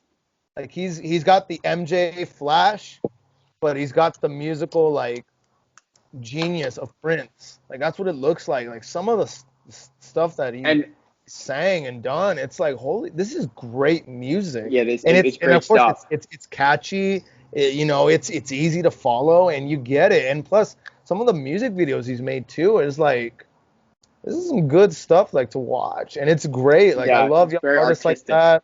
Obviously in hip Yeah. hop, you got obviously Jermaine Cole and Kendrick Lamar. You still got guys like Tech Nine, Eminem out there. Even Snoop Dogg, Snoop D O double G is just still doing stuff. Ice Cube is putting stuff out there here and there. But you got so many young rappers coming up. Like you got Joyner Lucas, you got Joyner, Uzi, man. you got Joyner, you got Lil Uzi Vert, you got ASAP Rocky, the whole ASAP mob. You still got Wu Tang out there. Yeah, Wu Tang's still around, homie. They're not Yeah, leaving. yeah, Wu Tang's Like, still around. You but got you still got 50. You got 50 out there. You got Big Sean. I'm a huge fan of Big Sean. Big Sean is I like fantastic. Big Sean. You got Yeah. you got Jay, you got Kanye, you got Two Chainz. I'm a huge Two Chainz fans also. Two Chainz is great. Two Future, Chainz. Future, Lil Wayne, Drake. Even I don't understand how people can hate on Drake. I think he's one of the most hated rap artists he in the world, and I don't he understand he is why. one of the most hated artists. I think it's because of just I mean the fact that he was accused of having ghostwriters, but also just like Yeah, but I how think a also the lot fact of that his he's stuff he's on top. He's been on top for so long. and it makes but the thing is now his stuff is just so basic to me. I Yeah, don't but I know. It's mean, for basic me, as fuck. I just enjoy it just because I know people are gonna troll him. But it's like, Yeah, I mean, hey, I'll give credit to where it's due right now to him, but like some of the artists that, it started with Logic and Joyner this past year. Joyner, especially in the case that he would rap over a bunch of mumble rappers' beats, which I mean, he destroyed all of them. He killed them all. I'm like, and like his recent outputs, like his two albums that he put out, his first one was just kind of a mess of an album, but it had some great songs on it. And then yeah, Evolution as an album was just kind of like eh. But like he's going to make a big strike this year, I think, in terms of trying to make music about himself. Then Logic's yeah, retirement album really was the one I think that piqued my interest to get back into what was going on because I stayed away from it for a while. Because obviously I grew up on rock and roll and Van Halen and Rush and Iron yeah, Maiden and Metallica are four of my favorite bands to ever yeah. exist. That's what I grew Um, up with too. I was first introduced to heavy metal and rock when I was growing up, and I discovered hip hop a lot later on, and I really enjoyed it. I really enjoyed it yeah, through. I mean, I would definitely think that the top, I mean, the groups that I started to be, because I saw this YouTube channel that Hip Hop Universe it's called, where basically like he takes a bunch of artists that you've never heard of who were super talented. I mean, you got like obviously you have Doom, who his story is just profound to me because he's been a legend for so long, but he's been in the underground for so long that nobody knows about anything about him. Mm-hmm. It's like he was a rapper in the 80s. He was in this group with his brother. His brother was hit by a car and he died. 5 years later, Doom was like homeless and all this stuff, and he came back as MF Doom. He wasn't originally known as MF Doom, but like MF Doom came back on the scene with Operation Doomsday, and basically like he was masked. It was this whole persona that he created, and he like produced his own music, and like the beats that I've been hearing, especially over the past year with like, you know, the entire Food album that he made, like Beef Rap, dude, go look Beef Rap up. Like no choruses in any of his songs. All those songs were profound. But then like I learned about Mad Villainy, which like producer Madlib and MF Doom made a co-group called Mad Villainy, or Mad Villain, I should say. The album Mad Villainy that came out, it's known as one of the greatest albums in the history of the entire genre. And like you need to go listen to the entire thing, because the entire thing is, it's like you don't even know what's going on. It's just that crazy. So like Doom, and then some of Doom's later stuff really had an impact on me. He's made he did a whole album with Danger Mouse from Gorillaz. It's called Danger Mouse. It has a bunch of Adult Swim influence stuff in it. And I think it's really funny. He was not afraid to be funny. Doom was really funny, but like his production, along with like Madlib, The Alchemist, and Jay Dilla, and even some of his Logic stuff, along with like Run the Jewels. I think Run the Jewels is an incredible little group. And just like a lot of other guys, like all of Griselda, some of that arty, just like gangster rap I was hearing, I was like, dude, this belongs in an art gallery. Like, that's the stuff this year that inspired me to get into producing beats. And my plan for the future is to like put an instrumental out on Spotify, just an instrumental EP out. Yeah. And then get some of my friends to rap over them or sing. And you know, like, who knows? Maybe reach out to Action Bronson or something and see if he wants to rap. That would be dope. Even though he's made some crazy beats himself, I can't dive into the field that he's in. He's crazy. Yeah, that's crazy, so yeah, man. I could speak about it all day too. I mean, there's just so much that I would want to talk about, and it would go on for hours. And just I love music. I love it all, man. Yeah, music it speaks to the soul, man. I remember when my old man first put in Ozzy Osbourne in, and listening to Blizzard of Oz, listening to Crazy Train and all those songs, man, I just fell in love with music. I just fell in love with it. You know, I'm not a big old like a music-esque, like I'm not what's it called, like a professor of music, or so to say. Like I just love music and what it does for me. You know, it's great. It's a great thing that was given to the world. It's a great thing, you know, and I like all kinds of music, you know. I like metal, I like classic rock, I like hip hop, I like gangster rap, I like R&B, I like people that can sing. I even like some old school country, you know. I'm a huge fan of that. You know, I'm a fan of all kinds of music, you know, because music can speak to you in one way. It's the same thing I said about you know, like when we're talking about like charismatic worship and all that. When I was talking about, like, you know, there's two sides to the coin. You know, people are either on this side or on that side. I'm more of like, I like to be in the middle. Like me, I don't just like one genre of music. I like multiple, because I feel like you can feel more through multiple genres, and you can understand music better when you hear multiple perspectives and multiple sounds than just hearing one sound over and over and over again. Because to me, it's almost like working only one part of your brain, where when you listen to multiple things and multiple sounds and multiple meanings, you fire like everything in your brain, and you understand it more, and you understand what the strengths and weakness. Like obviously in rock and roll and metal, it's like, yes, there's lyrics and guys that can sing, but it's also the sound of the guitar and the drums and the bass and how it all goes. It's fast or it's slow or whatever. It can change and all that, and it fires a lot of things. In hip hop, it's more of a simple like boom bap or a simple like 1-2 kind of sound, but you have to listen to the lyrics and what it's saying.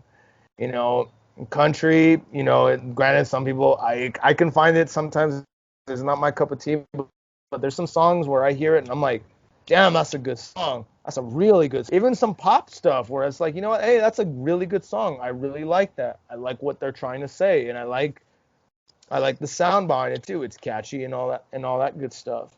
You know, Yeah, it's just a different 100%. perspective. It's a different perspective, and that's I think the beautiness of music. Like sometimes I even catch myself listening to freaking like like good old Ludwig van Beethoven or Oh, Bach or uh, like classic classic hey, 16th classic 17th rock. century stuff. I Yeah, was about to say yeah, classic rock. a classic rock, man. But No, even that's like a good. Mozart, man, like that back in those days, like man, listening to the way they composed music, it was even I think it's even more insane back then than it is today because now you have more accessibility to create music where then you had to actually learn multiple areas of instruments and actually write notes for music and really like put it down on there. And Yeah, it's especially crazy how I mean our music industry. I talk to you a lot about this stuff, but like it's crazy going from like a band like System of a Down where they're just literally the most insane, one of the most insane groups I've ever listened to in my man, life. they I can they mean, can sing about a rock and make it look cool. they could do that. They're literally insane. And then you go to like, I don't know, you go to like, I'm trying to think of a random hip hop artist that's okay. If you go to Busta Rhymes, I mean, like Busta Rhymes and System of a Down, like they're not the same thing at Oh all. no, But it's like totally you can different. appreciate the crap. Like, dude, Busta Rhymes, man, he's a legend, bro. Oh, I he's a mean, legend. he's insane. His new album that came out, oh my gosh, his this is something that I think has inspired me to sample stuff. Like his "Look Over Your Shoulder" song he did with Kendrick Lamar. Mm, It was one of the greatest samples I've ever heard in my life. Like he sampled "I'll Be There" from the Jackson Five, and mm. he put something else over it too. But like it's just so well done, and I've really appreciated the craft of like understanding how my rock and roll roots can lead to my drumming roots, which leads to this, which, Yeah. I mean, Hmm. so my plan in the future is to maybe go to music school somewhere in Minneapolis and maybe learn more about this understanding of sampling. And music's just great, man. I love it. Love it to death. So, Damn, bro. That's awesome, man. I really hope you make it big. I really, obviously follow your dream and do what you need to do, what you got to do, and put in the hard work. And I think if you're really dedicated to it, it'll happen. And I hope that it will happen. thank you. But hey, man, it was obviously great talking to you. Thank you for doing this. I really appreciate it. And man, Anytime. all the best to you. All the best to Yeah, you. you as well. All You as right. well, my friend. Thank you.